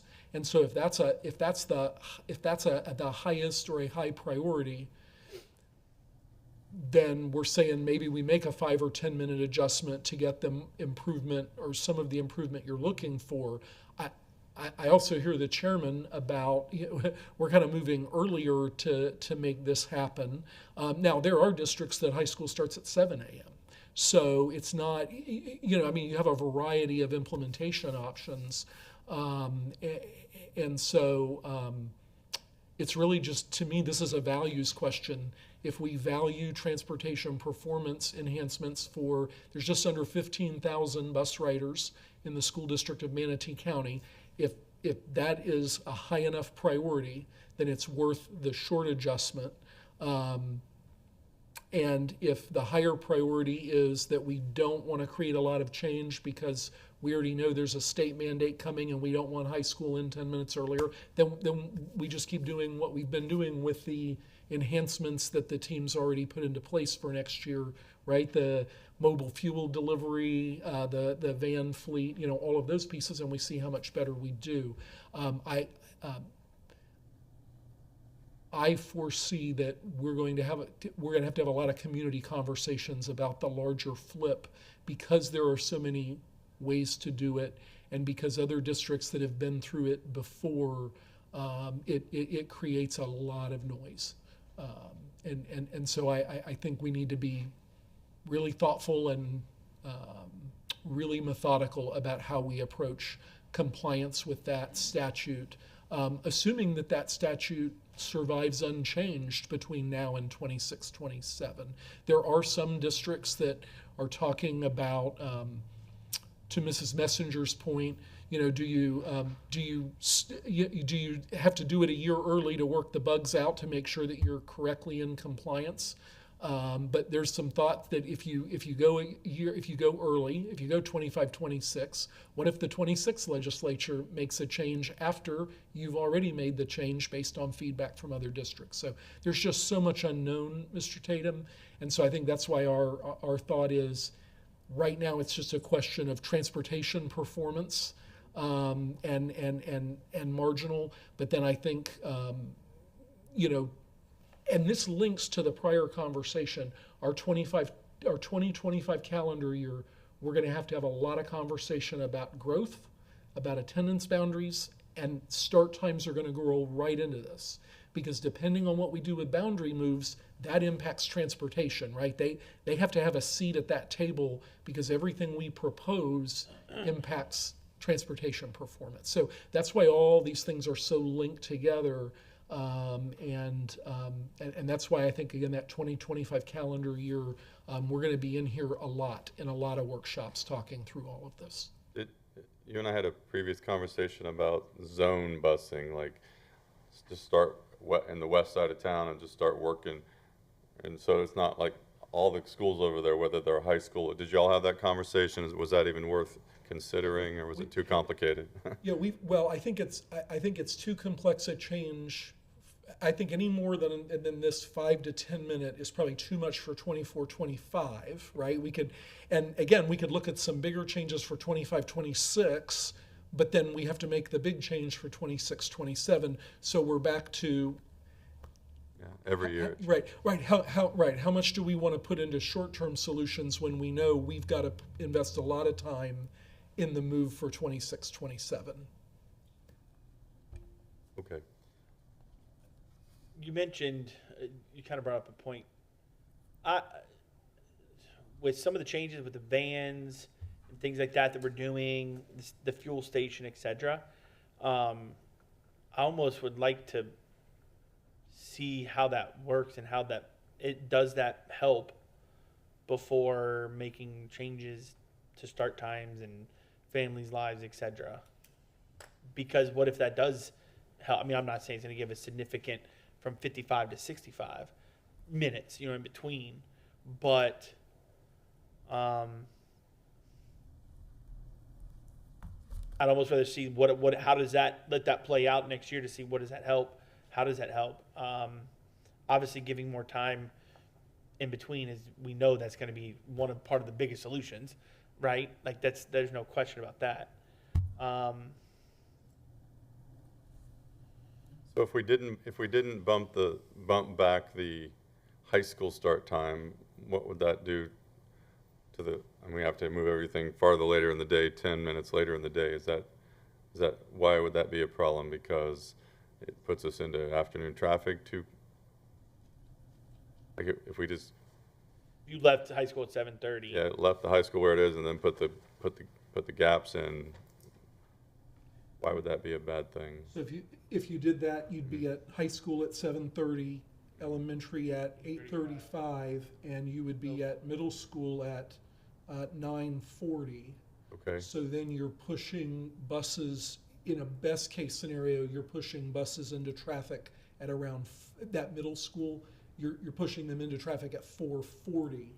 The other piece again is and we've talked about, families and kids. We've also got faculty to think about, right? And if the later, and remember, we've got some middle school folks who stay after, right, to make sure those buses get done. The later we push that, the more wear and tear we put on our middle school teams. And candidly, I think that was some of the middle school principals' concern when we met to talk about, when we met to talk about this, which is why we only looked at the 65-minute interval as opposed to, a 75-minute interval or something like that.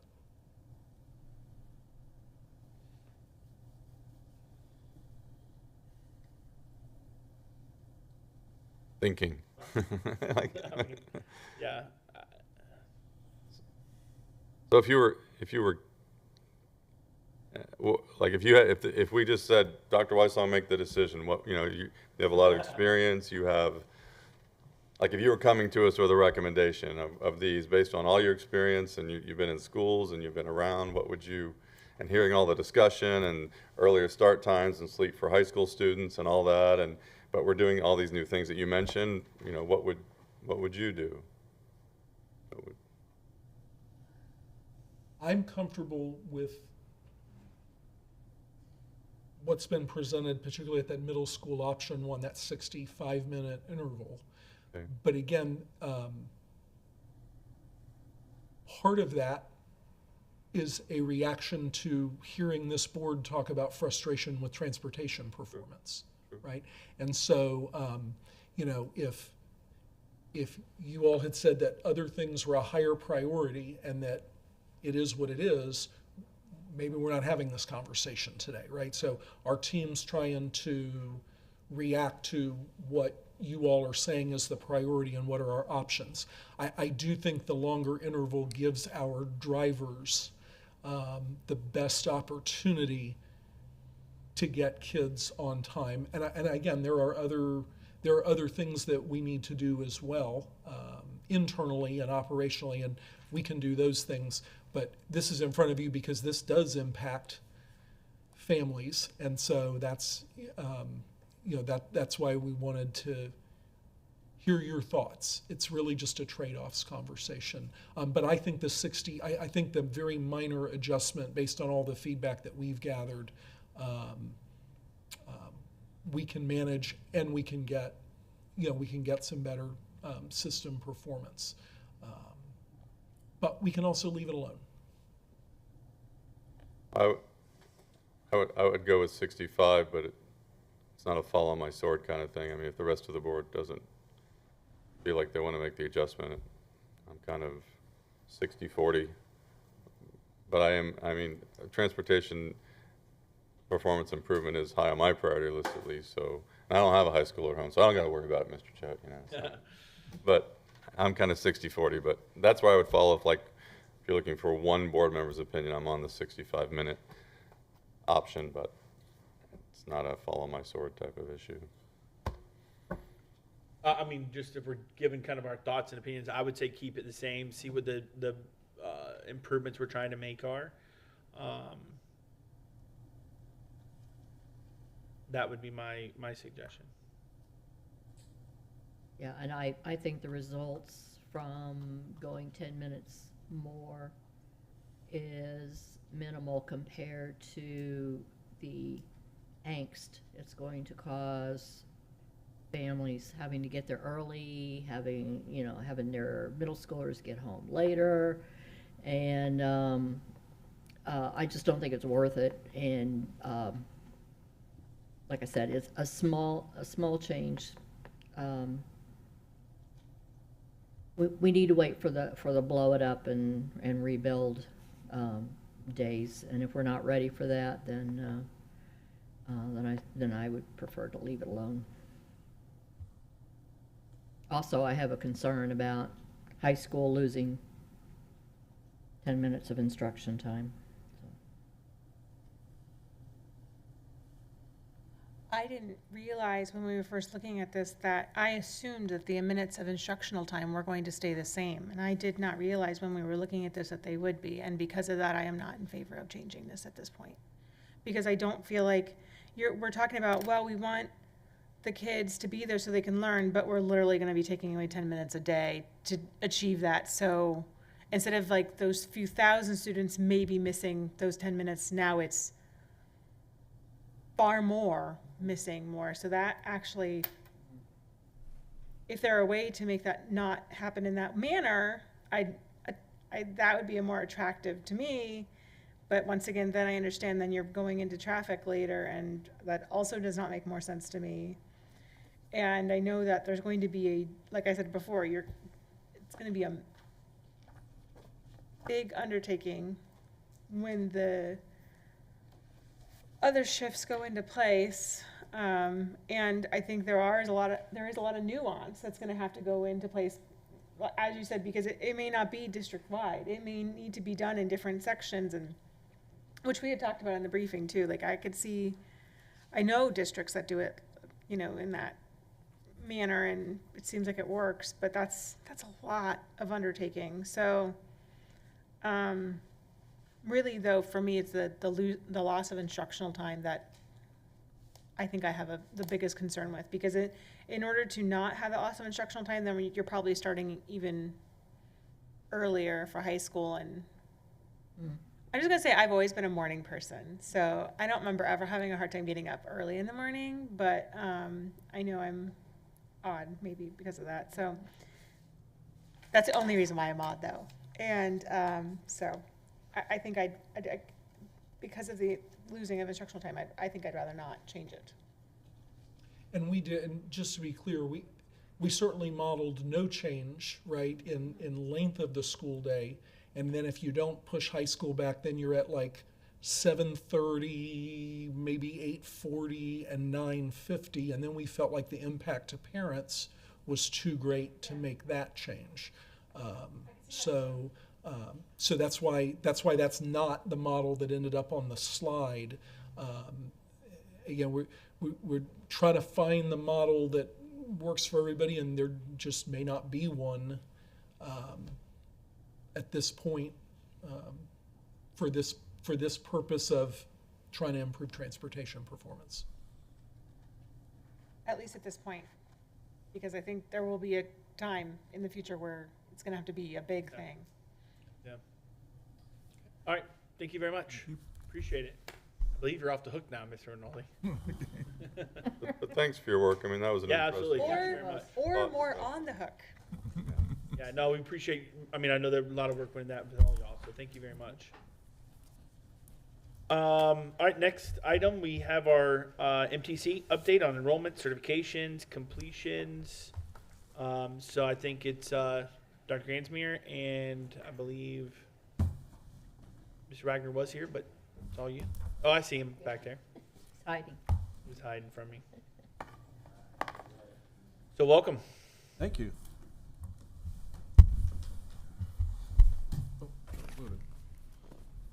Mr. Wagner, thanks for being here.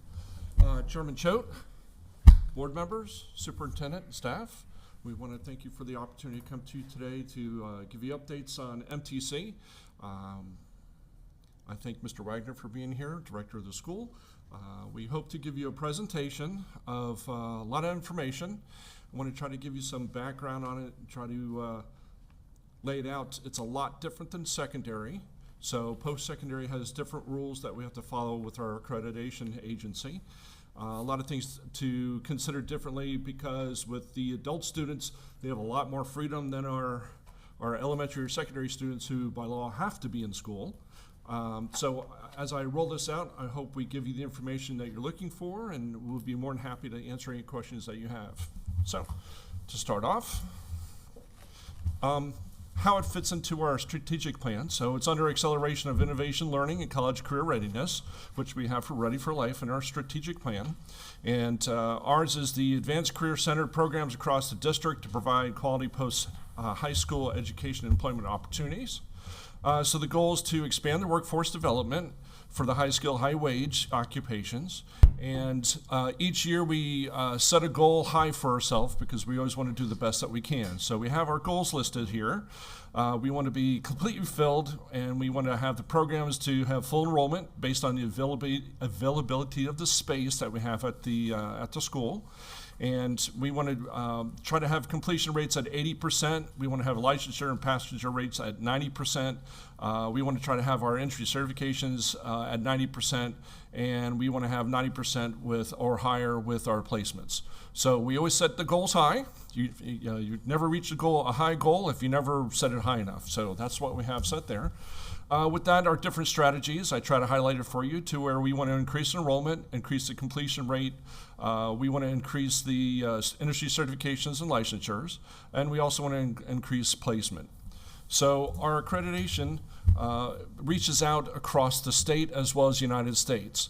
So in the state of Florida, I have 32 Florida technical colleges. So out of the 67 counties, we have 32 counties that have technical colleges, and some of them have multiple. So I try to put the numbers next to that for you. So like Broward has 3, Collier 2, Hillsborough 3, and so on down the list.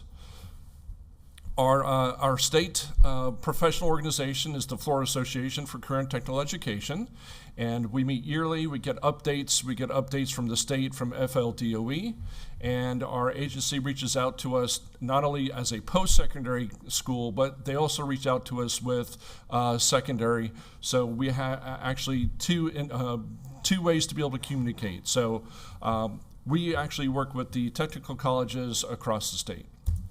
Going through to our next slide, you'll see the 52 schools that are listed. All 52 may not be under COE right now. They have to go through accreditation. They have to apply. I don't have that information for you right now. If you really need that, I could get it to you, but I can tell you that we are, and I figured you were interested in what we're doing here in Manatee County. So, talking a little bit about MTC.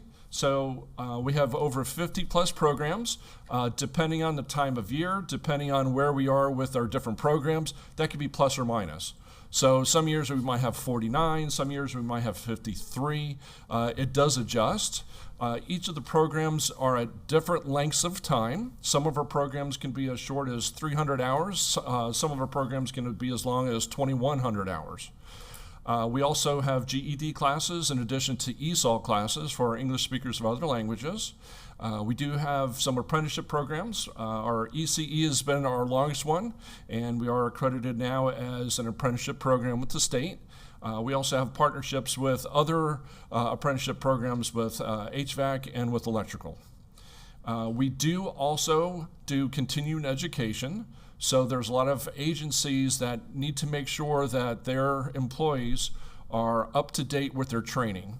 And so I just listed, like with firefighters, with law enforcement, a lot of our health ones. We even have one for Safe Sitter, which is like a safe babysitter that we have going too. So that continuing education class doesn't necessarily fit under the programs, which are technical programs. It doesn't fit under GED, doesn't fit under ESOL. It's just a continuing education.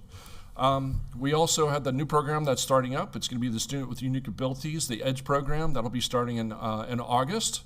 That program will sit with the technical programs. The first part of it isn't necessarily a technical program, it's an overall. And the second stage of it, those students do have an opportunity to go into the technical programs. In addition to that, we're always looking at how we can improve the school, how we can improve our programs based on what's offered, and maybe we need to adjust things because enrollment or things aren't working the way we need to. Again, it's about continuous improvement. So the 4 that we're looking at is mechatronics, which we're looking at starting next year. We have central sterile processing technician. That'll be starting up beyond a year. Medical administrative assistant, that'll be starting up beyond a year. And airframe power plant mechanic, that'll be starting up beyond a year as well. How do we open new programs? Sometimes we look at some of our programs. Our automotive program is one of the longest programs, and a lot of students may not finish the program just because of the length of the program. It could be close to a year and a half, and if they do it halftime at night, it could be beyond 2 years. So a lot of times, hey, I can't stick around, I gotta get a job, I'm moving, I'm going out of state, gotta take care of my mom, gotta take care of my family. So a lot of the students run into, I can't do that long of a program. So what we do is we look for other programs in automotive in this case that might be shorter. Instead of 1,200, 1,400 hours, maybe it's 900 hours, maybe it's 750 hours. And that way the student can still get some instruction, but maybe not the full length of the program. So like with mechatronics, that will tie into what we do with manufacturing. A little bit shorter program, the manufacturing program's over a year. So that's what we do when we look at trying to do some programs. Going on, I'm sorry. Before you go on, I want to talk about the EDGE program. Just ask some questions about that real quick.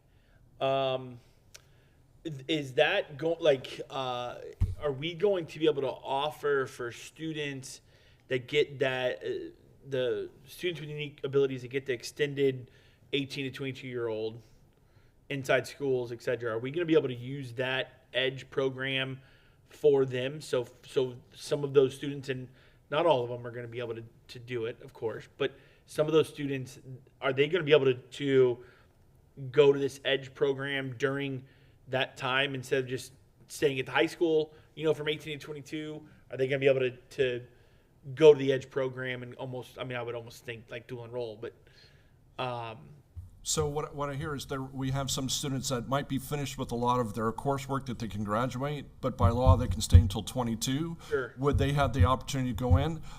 They would. They would have to graduate to go into the program, because since it's an MTC program, it's a technical program, they do have to be a high school graduate. Gotcha. So if they go ahead and commit to graduate and they apply to get in, they could be able to continue that. Okay. And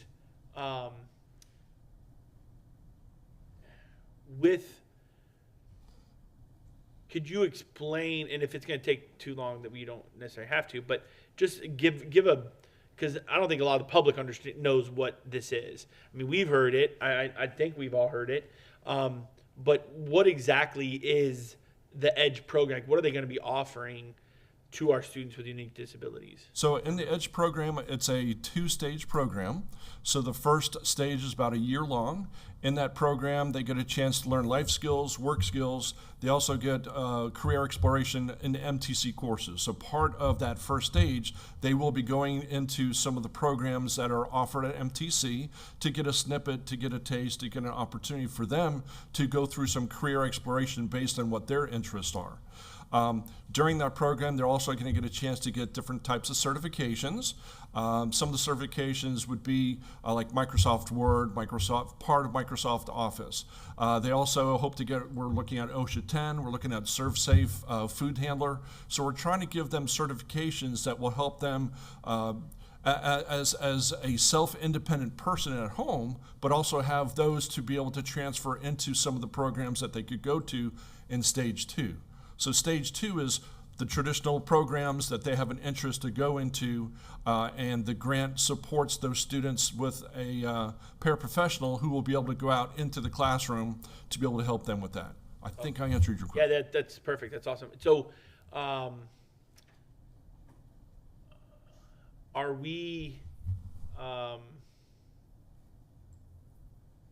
me think about how I want to. So they're one of the FSBA conferences we went to. There was a presentation about this, and Duval County has Alden Road as that school. I think it's about 150 to 175. I think we were in the same one. Yeah. I thought it was orange. Maybe, I don't know. But my question, and that's what I'm getting at is I want to be able to make sure that I have a Downs brother, and so he did not elect, my mom and dad did not elect him to stay 18 to 22, past 18. So he graduated, did some stuff at Easter Seals, blah, blah, blah, blah. But I think back, is this something that he could have done right out of high school? It wasn't offered. Obviously, he can still do it now. I mean, it's not like you can't. But I want to make sure our parents know that they have students with unique abilities. They know that this program is there, because I think this could be really phenomenal, especially the one that Alden Road, Duval or Orange, whichever one it was, did a lot of hospitality stuff, right? And you just mentioned that was one that we want to offer. So I think it's just they had a lot of unique working relationship with a lot of the businesses outside, and I think that's something we could easily do. So no, I love it. I mean, yeah, I love this program. Is this going to be? Oh, I do know my other question. Was this going to be connected at all with? Oh goodness, I think it's Project Hope, which is what the First Lady Casey DeSantis did. It's her program that it's called Hope, and It's in the persons with unique abilities in the state of Florida, and I was at the conference, the press conference. We were talking about it, and I remember talking to somebody from Goodwill, and I think this is right at the same time, Mr. Wagner, you and I were talking about Edge or whatever, and so I'm wondering, is that something that we can partner with, and have you even talked to? I mean, or even know what I'm talking about with Hope? I think it's something that once we get ours up and going and establish and have it to where we're able to have the program go from year to year and set up our procedures and set up everything, I think working with Project Hope is something that we can do. And I know that more and more of these programs, students with unique abilities, are being developed across the state of Florida because of the state law that went through and the grant money that they're putting through the state. So I would say as we grow, I think we'd be able to partner. Right now, we're just making sure we have everything set up that we can get going with the students. Yeah. The other question that has been asked of me is, well, how many students? So we're starting with 10, just to make sure we have the program going. We hope to grow that. So the stages, first year will open with 10, and then we hope as those 10 move on to stage 2, maybe the next one could be 15 or 20. We'll meet the needs of the community the best we can. And then if there are parents who are interested in it, as we do the startup, we do plan on doing a lot of communication with the ESE specialists at the high schools so that they have the information that they can answer questions too. They don't necessarily have it yet. Again, we're in the construction stage of putting this together. But as we have that and we start rolling it out, we're going to roll it out to the high schools, to the ESE specialists as well as the counselors at the high schools. That way we can reach more parents. We have it going up on a web page. We're working on different ways that parents can be able to reach out to MTC to ask that program, the EDGE coordinator, the questions that they have. Awesome, thank you. I don't have any others. Yeah, I was going to ask about the number of students, and the Alton Road thing is big. I mean, they've got their own building. They have, they do it like retail blocks, so that this is a bakery, this is a, cleaning company, and so it's just really, I would encourage you to take a look at it. I'd love to look at it. It is Duval. It is Duval. Okay, all right. I was wrong. First time this year. When they have you said they have to graduate. Do they a certificate of completion? Is that sufficient? Unfortunately, it would have to be either a GED or a high school diploma. So completion isn't necessarily a high school graduation, and that's because as a technical college, to have entrance in, the students need to have that as a requisite for enrollment. Okay, so a student in Mr. Choate's case, of his brother with Down syndrome. I've got a niece who has a child who's severely autistic. She works at Goodwill, but so they would not qualify for this. We would not have anything to offer them. I would just recommend maybe they can call in and talk to the coordinator, because she's the one that has the exact what they would need to meet, what they would need to meet by the state through the grant, because the grant really determines what we can do and we can't do. I too have an Asperger's child, so I understand where we're coming through and how we're trying to meet the needs of the community. It could be a possibility that there is some people in that community that we can't reach with this program because of the requirements that we have to follow through the state.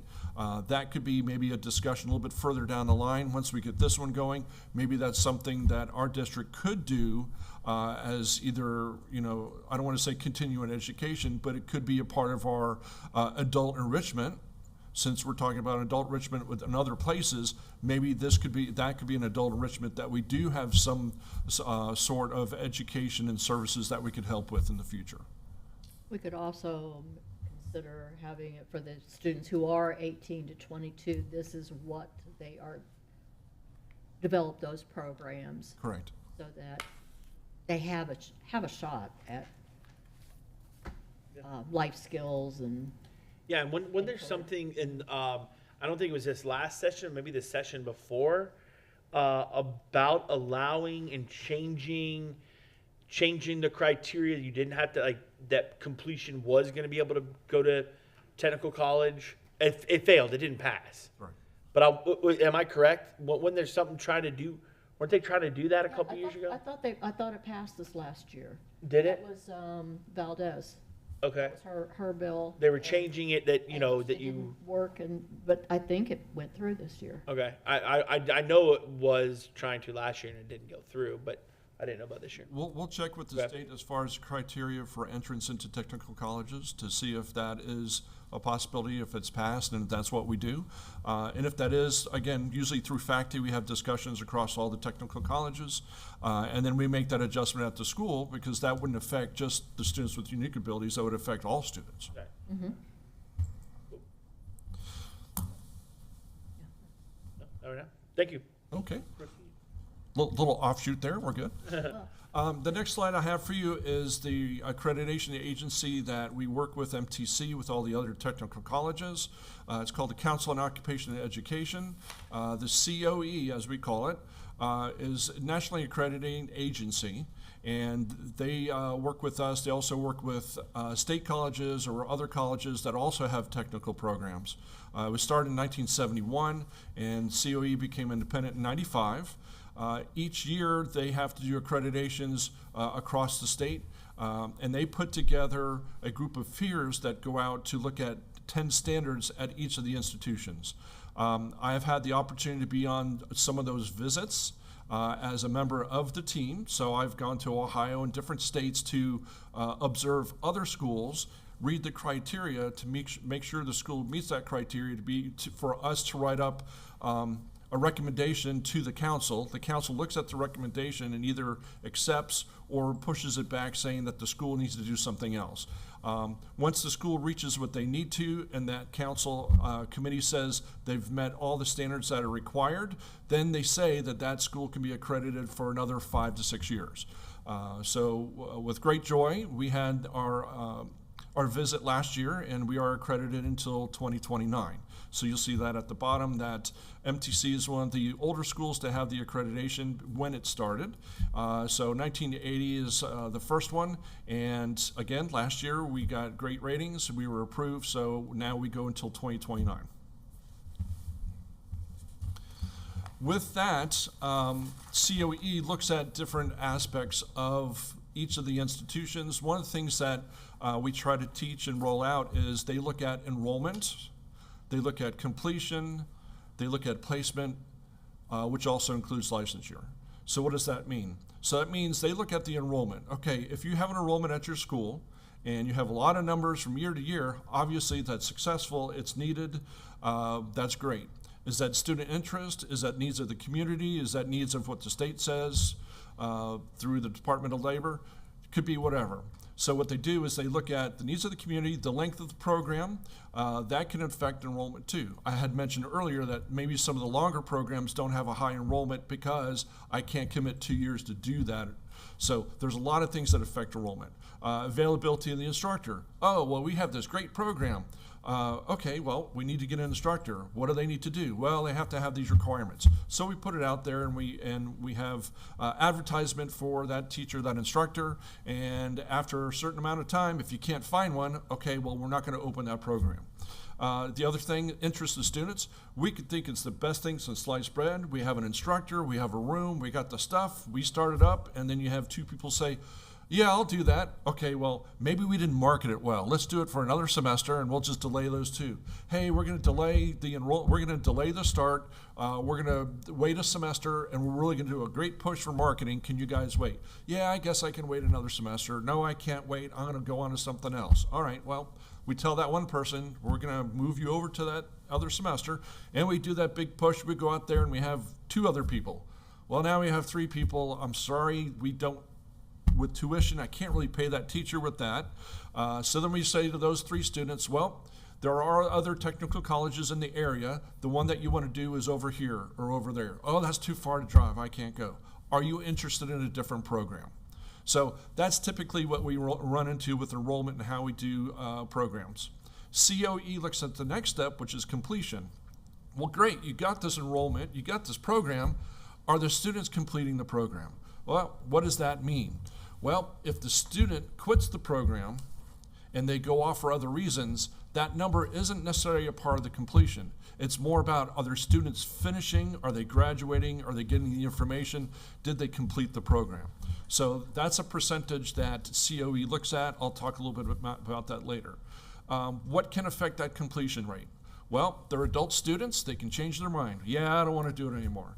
When do we usually see that? I would say within the first couple weeks.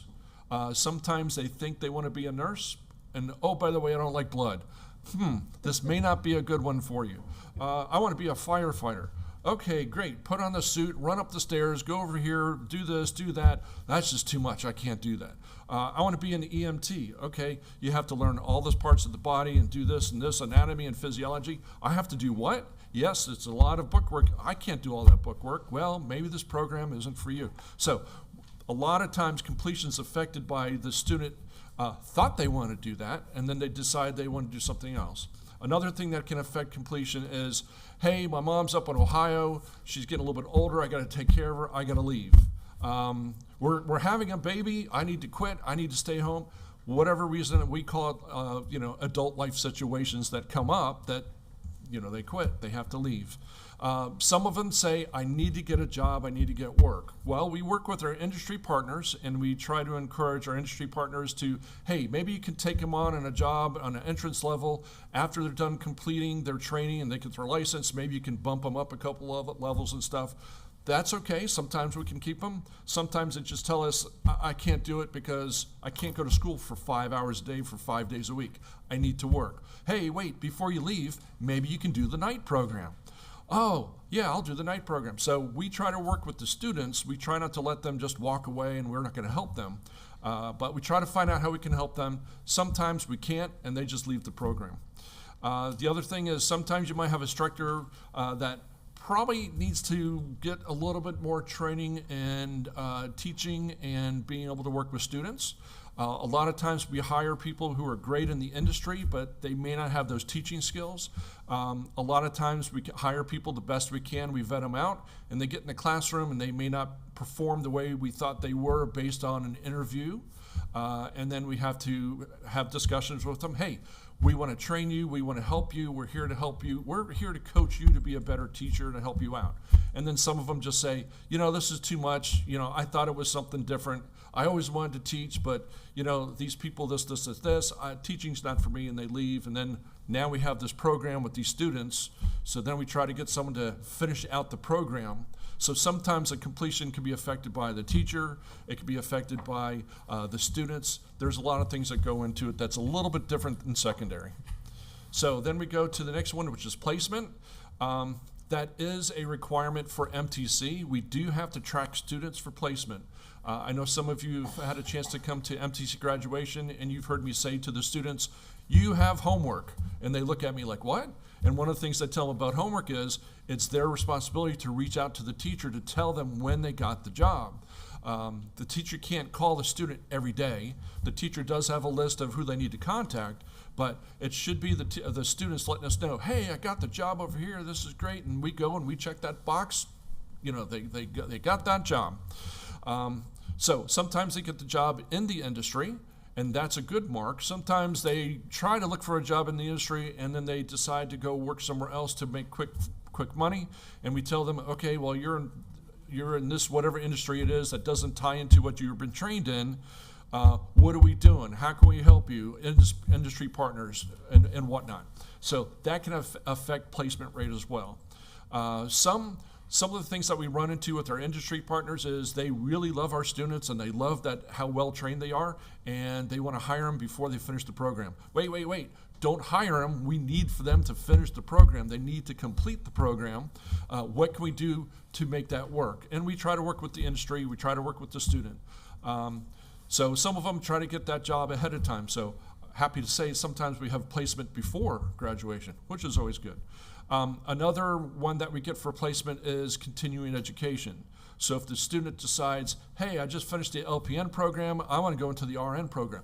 Great, we got an agreement with SCF, go over here, get you hooked up, and then they go to SCF. Once they enroll, they are a completer, but they didn't go into work, they went to continue education. So SCF, USF, it could be that, hey, I like the advanced manufacturing program, I want to go into the auto program. Well, great, you're a completion now and a placement because continue education, you went into automotive.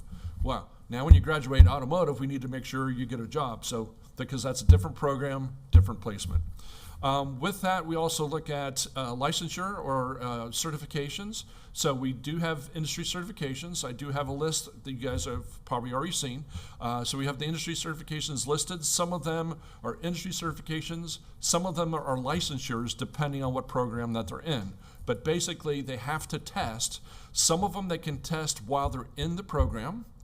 That's mostly industry certifications. A lot of them, they can't do it until they graduate. So I always use LPN as an example. They have to take the NCLEX. Qualifying to take the NCLEX is you have to complete and pass the program. So you can't take the NCLEX until you pass. Hey, I think I had all three of those. So then what we do is we go to COE. COE has requirements that we have to meet. If we don't meet those requirements, they demand that we put together a plan to be able to say, okay, what are you going to do with that program to raise your completion rate? What are you going to do with that program to raise your placement rate or your licensure rate? So with completion rate, that goes to us looking at why are they leaving, what can we do different to help that student complete? With placement rate, it's about trying to get them jobs. So how do we work with the industry to make sure that they get jobs? How do we make sure they go into the job that is the correct box because it's in the course that they've been working with? And then licensure, that's always a difficult one because they've already graduated. I'll say NCLEX again. So you have 10 students that go take the NCLEX and 6 of them pass and 4 of them don't. Well, if you look at this, that's not 70%. So then the Board of Nursing says, hey, we noticed that you're at 60%. What are you going to do? Well, we're going to make sure that they can take practice NCLEX before they go. We're going to make sure that they're prepared before they go. Maybe all 10 didn't need to go. Maybe 5 of them needed to go and the other 5 needed more practice time. And then so that first 5 go, they pass, woohoo, we're at 100%. The second 5 go and 2 don't pass, ooh, we're at 80%.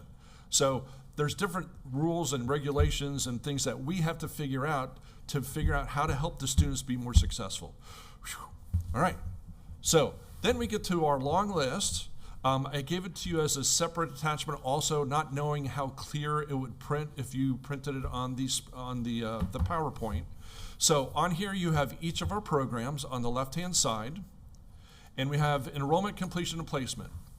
One of the questions is, well, why are we looking at 22-23 instead of 23-24? The report that we give to COE is due to them in December based on the previous year. So we don't have the report for this year yet. It's not due until December of 24 for the year that we're sitting in. Part of the report that you will see might be that I mentioned to you we have like automotive and nursing. That's longer than a year program. So when we do the report, sometimes we can't put report numbers because that program extended over that time of period. So it gets really quirky. It's, we have a whole team that has to work on doing the data and making sure we're doing it right. They reach out to the teachers put together the data, the teachers are reaching out with the students to make sure that they put it down. Let's say I'm in a class, one of the programs, and I really don't like the teacher. And the teacher says, hey, you need to let me know when you get a job. Well, I'm not calling you back. I can't wait to get out of your class. I'm never going to see you again. Well, great. That just kind of messed up our placement rate because you don't like your teacher and you didn't give them the information and the teacher can't get the information, we go to the office. Hey, guidance counselors or counselors, do you have a good relationship with that student? Well, yeah, I help them get in the program, call them up. The number you have reached is no longer, you know what I'm saying? So it's hard for us to chase down a lot of the information that we can't get. So that can affect the placement rate as well. If you go to the next one, you'll see certification licensure. So we actually have the name of the certifications. A licensure they have to have for them to be able to work in the field. With the certifications, they don't necessarily have to have that certification to work in the field. So if I'm in automotive, they can get up to 8 certifications. Well, I can go get a job working at a place that does oil changes, and that's considered a placement because I'm working in the auto industry. Well, I didn't really pass my steering and suspension yet. Well, you're at an oil change place. I don't think you're working on steering and suspension right now. So you can go through the whole process and not necessarily have the certification, but still work towards it. A lot of times it's a test. A lot of times a written test. Sometimes there's some other parts of the test you have to work on. If you look at the next one over, it'll tell you if it's an industry certification or licensure, and then it'll tell you the organization that provides that. So I am not going to go through all 7 pages of all the programs, but I know you've looked at completion rates and you've looked at placement rates. So as I said, if we meet what COE requires of us, which I'll go back to that page, if we're above 70% for placement and we're above 60% on completion, we still work with the students, we still want to raise the numbers, hence the strategic plan, we want to have 90%. That's our goal, is that we can have as many students be successful. You will see that if some are low, yes, we do have some plans that are out there for some of ours that the placement rates are low. Some of them you'll see a completion rate of like 4 or 5, and then you'll see another program that has like the same name and it's higher. So sometimes we close programs down because that's an old program that the state said, we don't need to do that one anymore, we're going to call it something new. One of the ones we've run into is with early childhood education. It always comes out ECE and then ECE new. And then, okay, well, we have to finish you off on this one. We can move you over. We can do it, whatever we want with that. I can go back to questions on that sheet later, or if you want me to do it now, or I can finish with enrollment and then go back to everything. Ms. Foreman had I've got a couple question. questions. Yes, ma'am. Why don't we have plumbing? So I'll answer that. I mean, good morning. So we did have plumbing. We had it at MTC. We have a master plumber who was in the program. We marketed it. We got to the point at the end where we said, come here to MTC, tuition free. Whatever it takes to get students in the program. We could not get students into the program. In the meanwhile, plumbing is holding one of the largest facilities as far as classrooms go and labs at the campus. So it was hard to watch that sit empty with a teacher with 1 or 2 students. It just wasn't meeting the need. So while we do know there's a need in our community for plumbing, if students call and they're interested, you know, really the construction industry really is hot right now, and we have people in that program as well. And the instructor moved from plumbing to help out with our construction programs also. So they do get a taste of it, but it's not a full-blown plumbing program. It is just, for whatever reason, it is hard to get students to say they want to be a plumber. That's the reason. And now that program, when you're at MTC, now you'll see that program has marine in that program.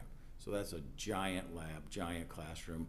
The marine program has already outgrown that space, and it's one of the largest at MTC. So it was a good move to have marine take over the plumbing facility, and because they moved, we were able to hire a diesel instructor and have a diesel program, which you know is off the chart, packed, great enrollment, great job prospects for our students. So that's the type of, Dr. Gans was talking about, that's the type of changes we have to be able to do.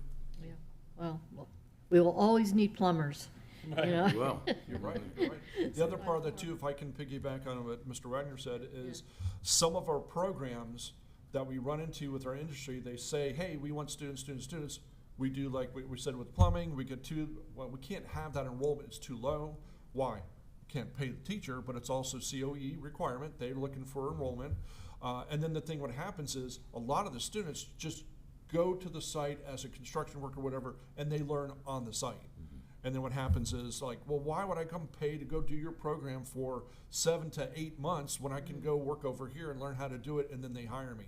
So that's some of the stuff we run into. We've tried to talk to our industry partners to say, the more you do that, the more we can't do this. So that's why apprenticeship now comes up a lot with that too. So some of it will go through the apprenticeship programs. But that's the challenge that we run into, is if somebody can go get trained to do something, they don't have to come through us. They say, well, why do I need to go through you? We run into that like with web development. great program, wonderful skills. A lot of the kids say, oh yeah, I just want to do YouTube or do something else. I learn how to do my own web page, so they don't sign up for it. Again, like Mr. Wagner said, we can't waste a room with the hopes of getting somebody in there. So then we have to be innovative to fill that room up with another program, so. And what are your plans on the nail technician? Because I noticed that's like a 28% placement rate. So part of the challenge you have with a program like that, where maybe they're going out and they're being entrepreneurs, they're working, they're starting their own, students we have to be able to connect with the students to report it. So while it may seem low on that chart, in reality, it is not low. They are graduating from the program. They are out there working in the industry. And then our challenge is following up with them, making sure that we know where they are. Sometimes they move out of state. Sometimes they move out of the community. Then their email address that we have on file doesn't work. So do I believe that 28% is what we have of all the students that graduate? Nope. I think the vast majority of them are very high, and they're all working in the industry. But that's the data we have. We've had instances where teachers have also left, and then there goes all the connections, the direct connections we have with the students also. So low rates on the chart doesn't necessarily relate to what's really happening with our graduates. And COE is okay with that? Well, what happens with COE, talking as a team member going out, is one of the things that we look for is, okay, you say you have this placement rate, you need to show me that they have a job. So they have to show how the students have the job. So like, if you've ever done accreditations, they don't look at every single student. They take, okay, you have 100 students, we want to look at 25. And then so they pick the 25, and then we have to produce the paperwork. So what Mr. Wagner is saying is, if they're an entrepreneur and they go out and they work their own jobs, the only way we know that is we need to see the pay slip of the company that's paying you. Oh, well, I'm doing it, it's all myself. I can't produce that as you are a standalone job unless you have an LLC or unless you've done something to make it a company that you are working. Well, I do it as a side job now. We can't produce that as that. So that's also part of that 28%. COE will what they'll do is they'll put a red flag on it and they'll say, well, you need to talk to your students about going into a place where they can prove that they're getting work. Years and years and years ago, there was a grant for a lot of people to be able to do something, and they wanted to go into automotive because they just want to fix cars in their garage. And we said, oh, no. It's about placement. You need to go. Well, I don't want to go get a job. I'm retired. What do I need a job for? So we get caught in that. But then COE says that's why it's 70%, not 100%. And we're like, oh, okay. But we usually say to them, hey, can you go get a job for a couple months? And they go workplace for a couple months, so we get that check mark. And then they're like, well, I'm done. Did you get what you needed? Yep, I got it. So I don't want to say, we're playing with the numbers, but they got a job and they got the placement, but their desire was not to do that. So I think with nails and some of the other ones you might see, an entrepreneur is great, but do you have a business that you can produce to me to show COE that this is you really in the job? As a point of curiosity, the electrician APPR program had 24 enrollees, and then no one graduated, no placement. Did the instructor leave or something, or what happened? That's because the program's not done yet. Not done yet. So it may be done now, present day, on the 26th of April of 2024, but this report was turned in this past December for last year's numbers. So at that time, they were still in the program, so there's no graduates yet. Okay. Is that the right number, the number of hours, 12,322 hours? That's significantly longer than all the other ones. It seems to me that there might be a typo in that number. I was thinking, well, maybe they're not going to be done until 2030 or something. I was thinking about getting out my calculator to kind of figure out how long that would be. Typically, 100 hours is 1 month, so that would be a lot of months. I mean, a lot of months. So we'll make sure we get that number fixed and corrected and turned back in. I was just curious. Okay, thank you. That's all I had. It was just curiosity. Anybody else? Questions? No? Okay. So moving on, what I tried to do is, that's a big report, so I was requested to show certifications, licensures, completions, and whatnot. So then I wanted to try to do a 3-year side-by-side enrollment of our programs. to be able to show you the health of the school. We're always wanting to improve and to be able to get more numbers, so we're always figuring out new programs, new ways to make it work.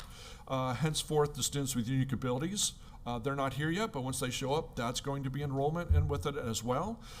So you'll see right here I have our technical programs listed, and I have it through the East Campus. So you'll see all the programs, and I think I dropped that top level here.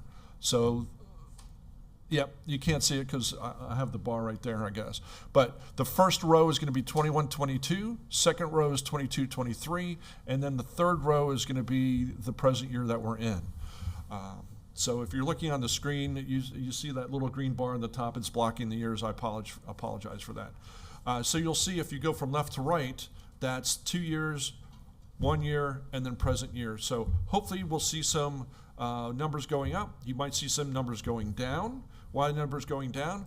Well, we can recruit as much as we want, but we weren't able to get as many students to do that. You might see an empty spot. What does that mean? Well, it didn't exist yet.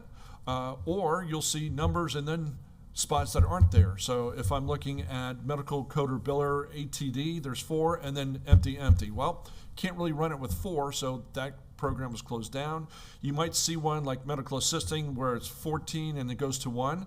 That's probably a teach out. All right, we closed down, so we're going to teach it out. Some of the people decide to leave. We have to at least finish that one. And then you'll see the East total at the very bottom. So we 440, 394 to 442. I'm sorry, 422. And then if I go to the next page, we have main campus, and we have 2 columns there. So we go from accounting operations down to the bottom of ECE apprenticeship, and then the top of the second row, ECE apprenticeship OJT, down to welding technologies. And again, it's the 3 years, 21, 22, 22, 23, 23, 24. And then you'll see at the very end the main total of 1168, 1146, and 1378. So we've been doing a big push to try to get more students in, a lot more advertising. One of the things I try to remind some people is that MTC right now has no students coming to whatever the next term is. And people used to say, well, what do you mean? I said, if you think of high school and secondary and elementary school, there's students that are slotted to go to that school the next year. MTC, we have to get enrollment every single year. So we're always beating the pavement, doing whatever we can. So if you hear us bragging about the school and putting stuff out there and invite you to everything, that's on purpose. We're trying to get more students into the school. Mr. Wagner and his team have done a great job with getting a lot more presence on social media, a lot more presence on the actual web page. If you go to the web page, there's snippets. He's done a lot with a lot more pictures, a lot more videos to be able to roll out there. How can I go into a program unless I know what it is? Oh, I'm going to go to the website, look it up. Oh, here's a video. That's really cool. I want to do that. So the things that MTC teams are doing really well is starting to show in the enrollment with what we do. All right, and then we go to another portion, which is our adult education. So you'll see main campus on 22, 23, 23, 24, West Campus. So all the students at West Campus move to the main campus. So you'll see that that's been growing 868 to this year of 1282. Then quick question there. Oh, I'm sorry. So do you think that there are students who would enroll in our programs if we had a West Campus? We could always do a survey. We could survey that area. That's a little open. I'm sure there's one. Right, But I mean, I Enough just to be wonder able to open a building or something. And I guess we closed it because we determined that there wasn't enough interest out west, so to speak, to keep that campus open. Is that? I mean, I can speak to that because we do want to serve the students in our community, of course. Right. And we did have it at the west, but then the land became available on State Road 70, so that's why we all migrated. Right. You know, the challenge you have is that the more campuses you have, the more costs that are associated with hiring just all the people that go into running a campus. So we, at one time, before you were on the board, we had a campus in Palmetto also, an adult ed presence there because we had the same thing. People were like, we need a campus in Palmetto. We have to have it. And it was over there behind Popey's restaurant. And that was our land that the school board owned that. And we brought in portables and we had our own campus. and we really worked hard to get enrollment. And at the end of the day, we didn't have enough enrollment to even justify the programs that were there, much less all the other staff working there. So because these are such high-cost programs with equipment and facilities, we do like having, a central location where people do have to drive to, because it gets expensive to have all the satellites. So the airport, when that facility opens, that'll be a satellite. That'll be, another place they have to drive to. But going forward, we definitely like the one location at Main and one location at East, and try to work it out as best we can.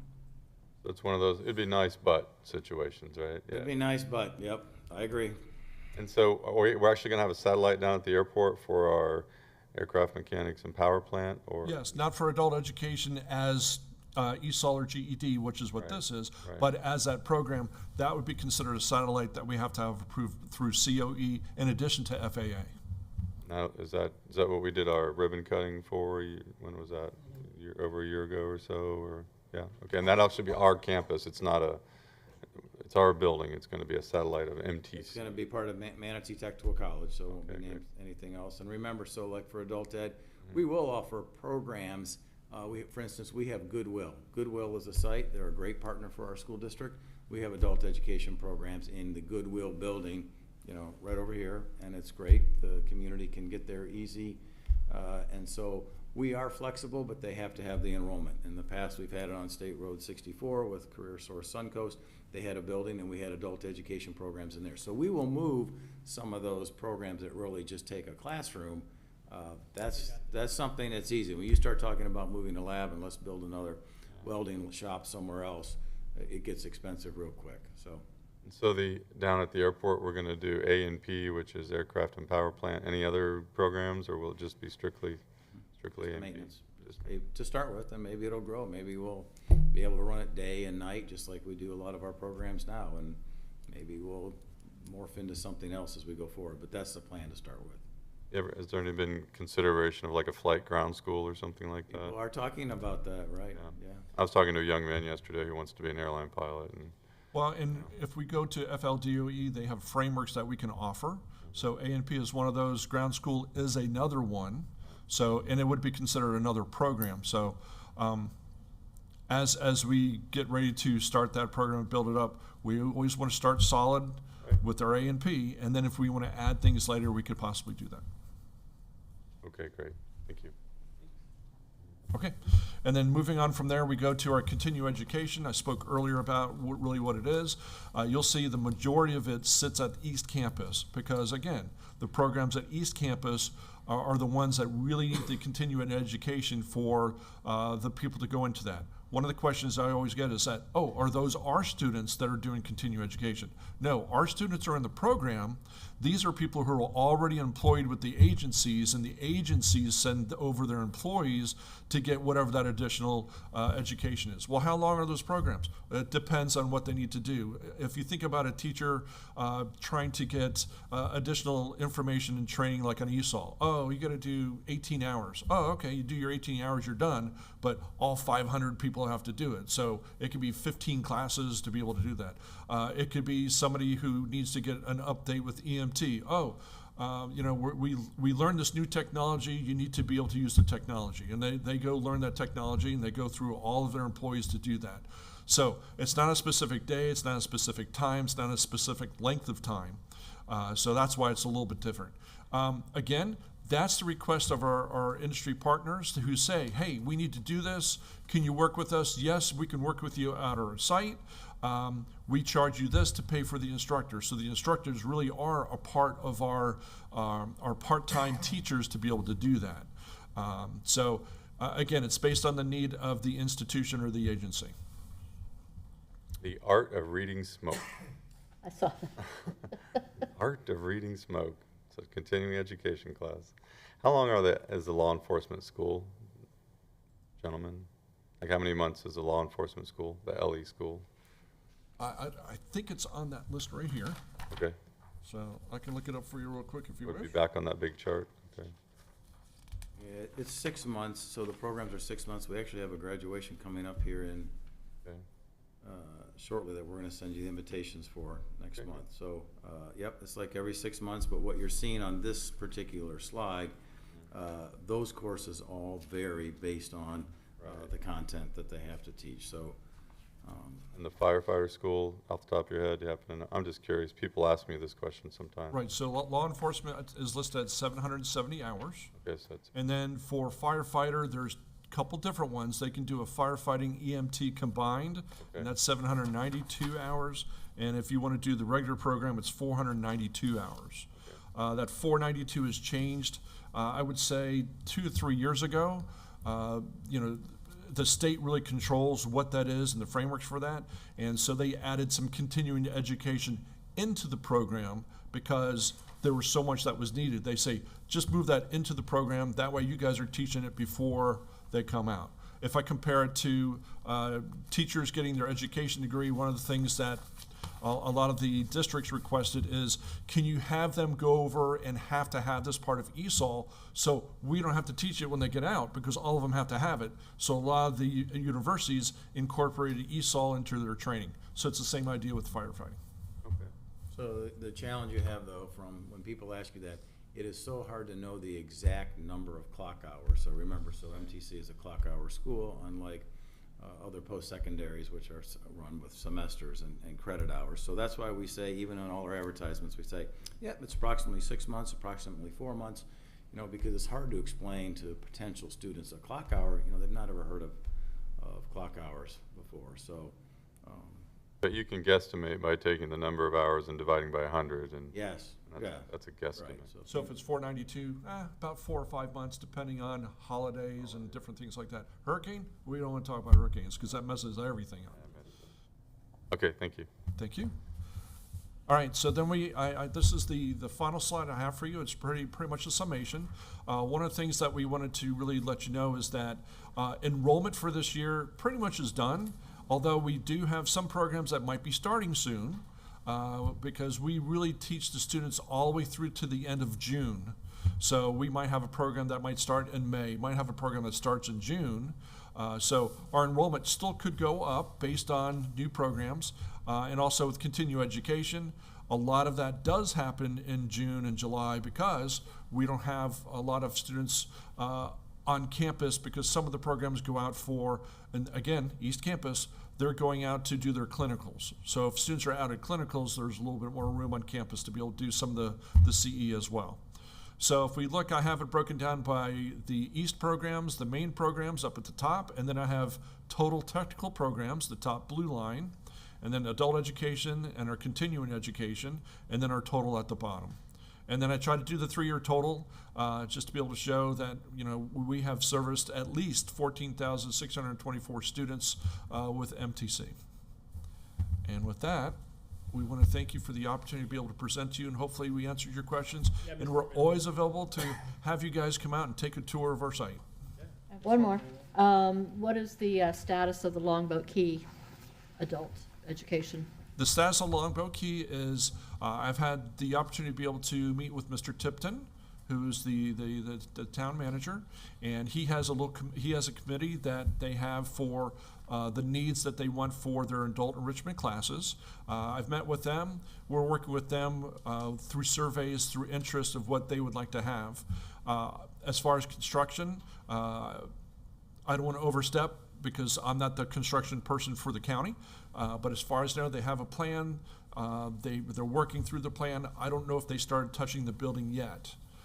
So I know the idea was to have the classes starting in August or September.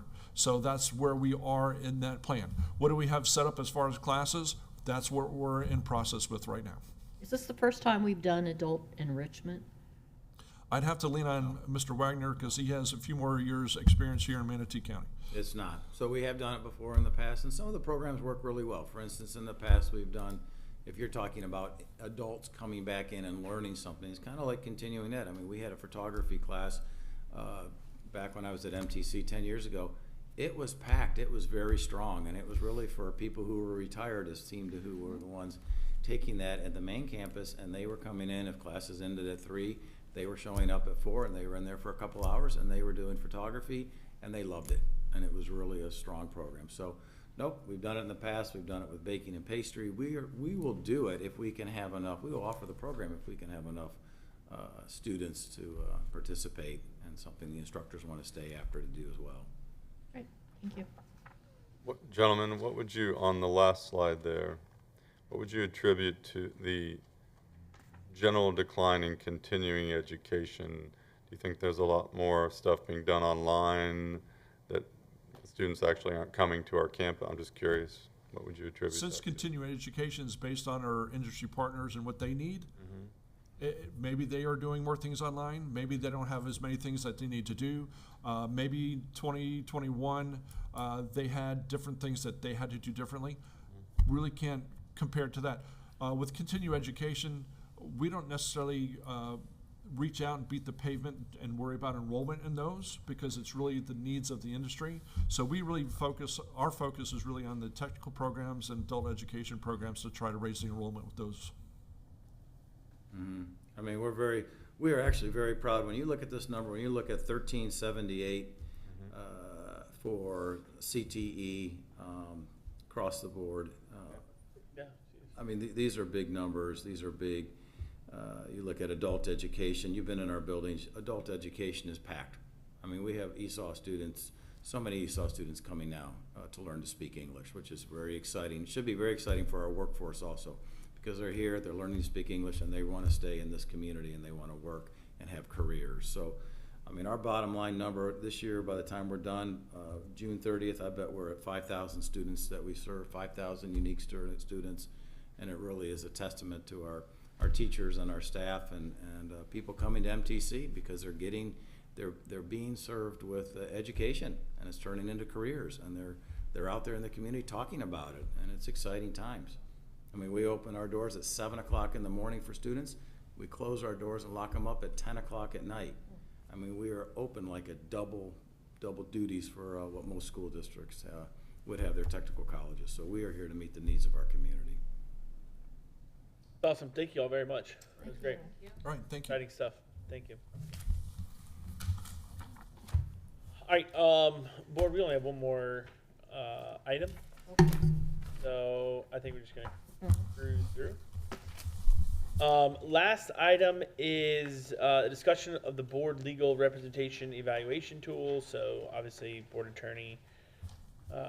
And I think this kind of came about as we were doing this evaluation and just talking, and Mr. Dye, I know there may be some things you either don't do anymore, you know, off your plate, etc. And so obviously the evaluation form is there. So I'll open up to anybody. Or Mr. Dye, do you want to mention anything? I can just give some background. Yeah, absolutely. So when I came on board, the evaluation tool was really outdated. It was really designed for when most districts had just an in-house attorney that did everything. Board representation, superintendent, staff. So it was like way too comprehensive, all-in-one type tool. So since that time, this is sort of the 2.0, where it was culled down to reflect more of what the board attorney really does in this district, and remove what the general counsel does. So that's been the evolution of it. It's the current version's way better than what it was, and it probably can be improved as well. Thank you. I'll open up to any board members. Any comments, thoughts about this, or any? I have some, Mr. So if you go down to page 2, and then the bottom goal, professional services, I'm probably a little bit unclear, like in the last line there, it says maintain current knowledge about the law and anticipates legal problems while developing effective solutions. What is it exactly that we expect you to be an expert in? Because it seems like the majority of your work is kind of done in the real estate purchases and development and that kind of area. I mean, are we expecting you, like if I came to you and said, how is the new security law going to affect the school district? Would that be something that we would expect you to be an expert in, or not? So we try to monitor changes in the law affecting schools. Okay. We're a member of the School Board Attorneys Association. Okay. They do continuing education. So I attend 4 conferences a year with them where you get seminars on updates in the law. And as well as just maintain, trying to follow along changes in the statutes that happen every year and those things. But it's really balanced with what the board wants you to do. So I don't spend a great deal of time other than that, going down avenues that board members have not asked us to go down. Sure. But then when you do, we go and we research and get you an answer. Okay. So yes, we do maintain up-to-date monitoring of Florida School Board law and trends and things like that. But not overboard. Does that answer it? Mm-hmm. Okay.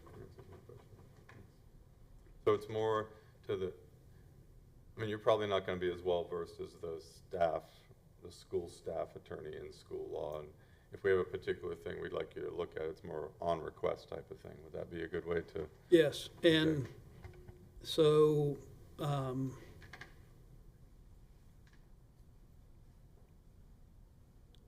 the setup with Manatee, and I think it's a great setup, which is the board has outside counsel and the staff has inside counsel. So we try to determine if we see some subject area that's in a state of change, is it really operational?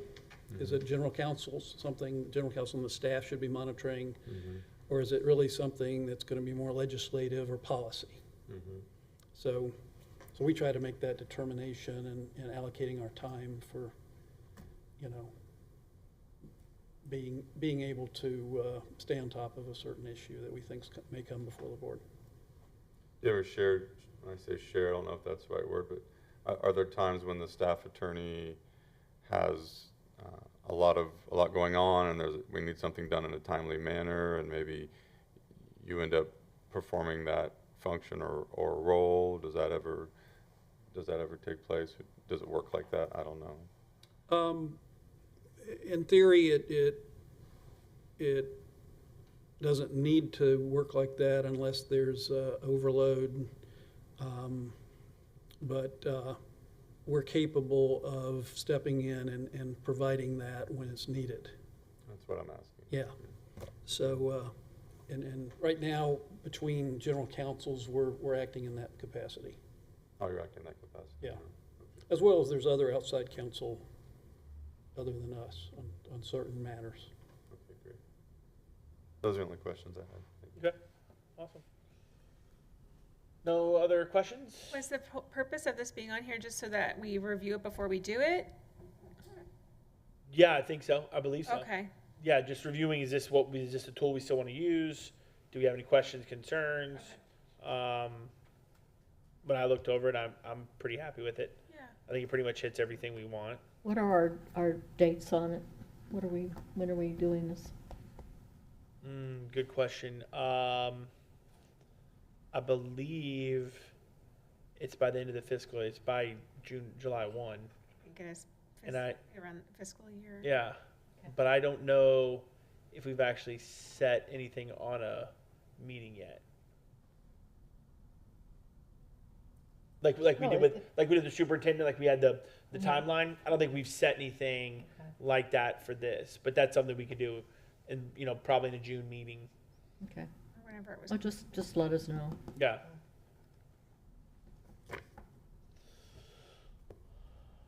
Did you have information on that?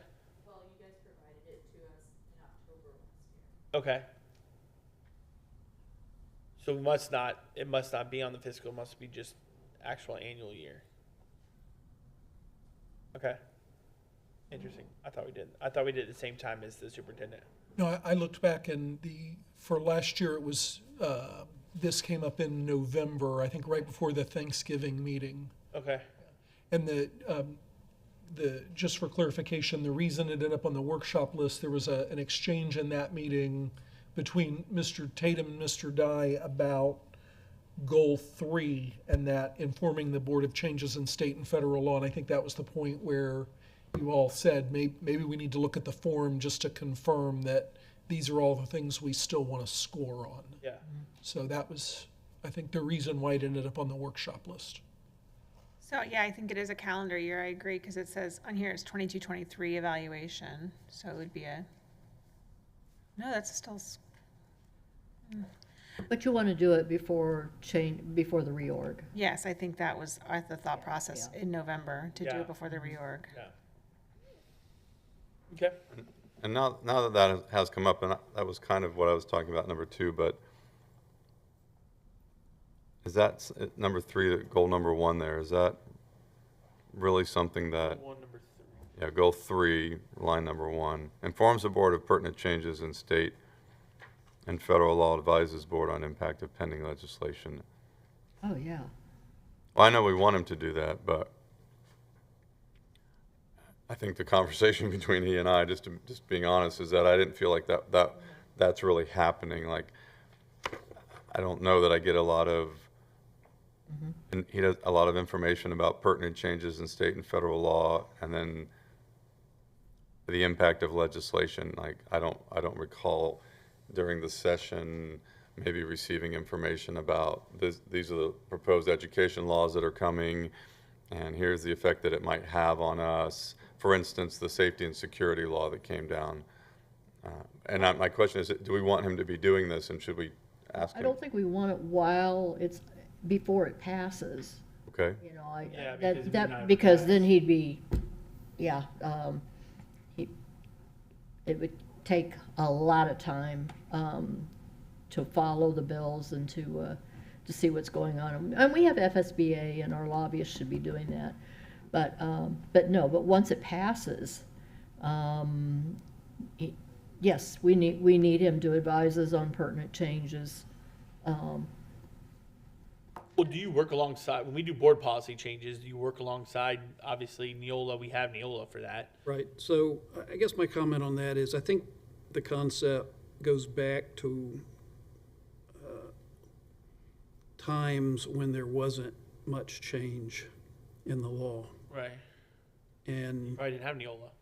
and there wasn't even much state oversight, and it was the attorney for the district or the board back in those days that they would be the one that would see that there was some change coming.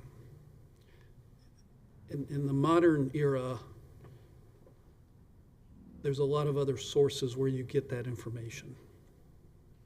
So I think that's probably a statement that could use modification.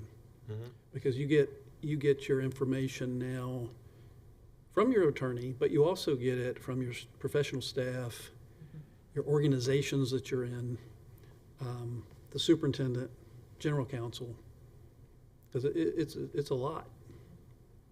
Well, perhaps what we would want then would be to change the word pending to new, the status of new legislation.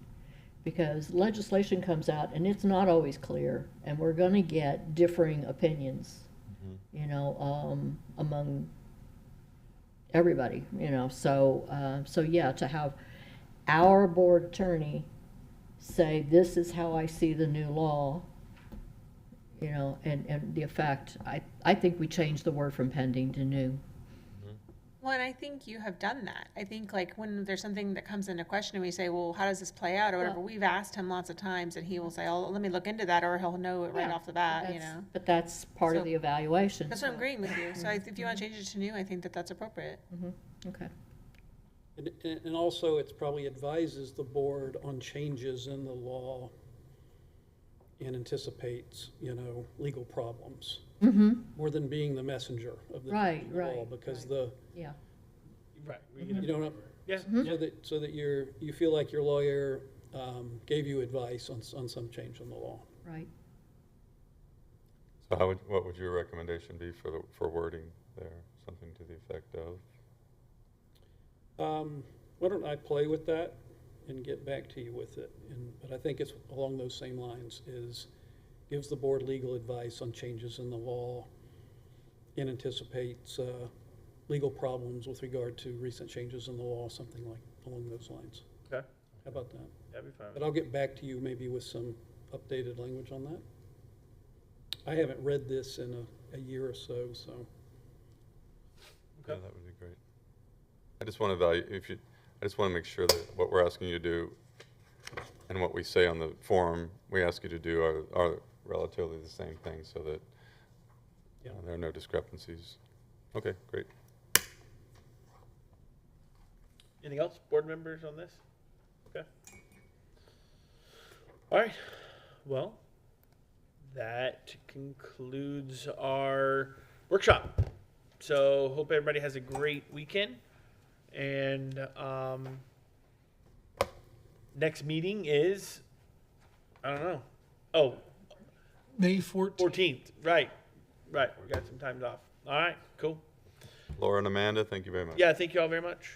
Staff, thank you very much. Appreciate it. Everybody have a good weekend. We're adjourned.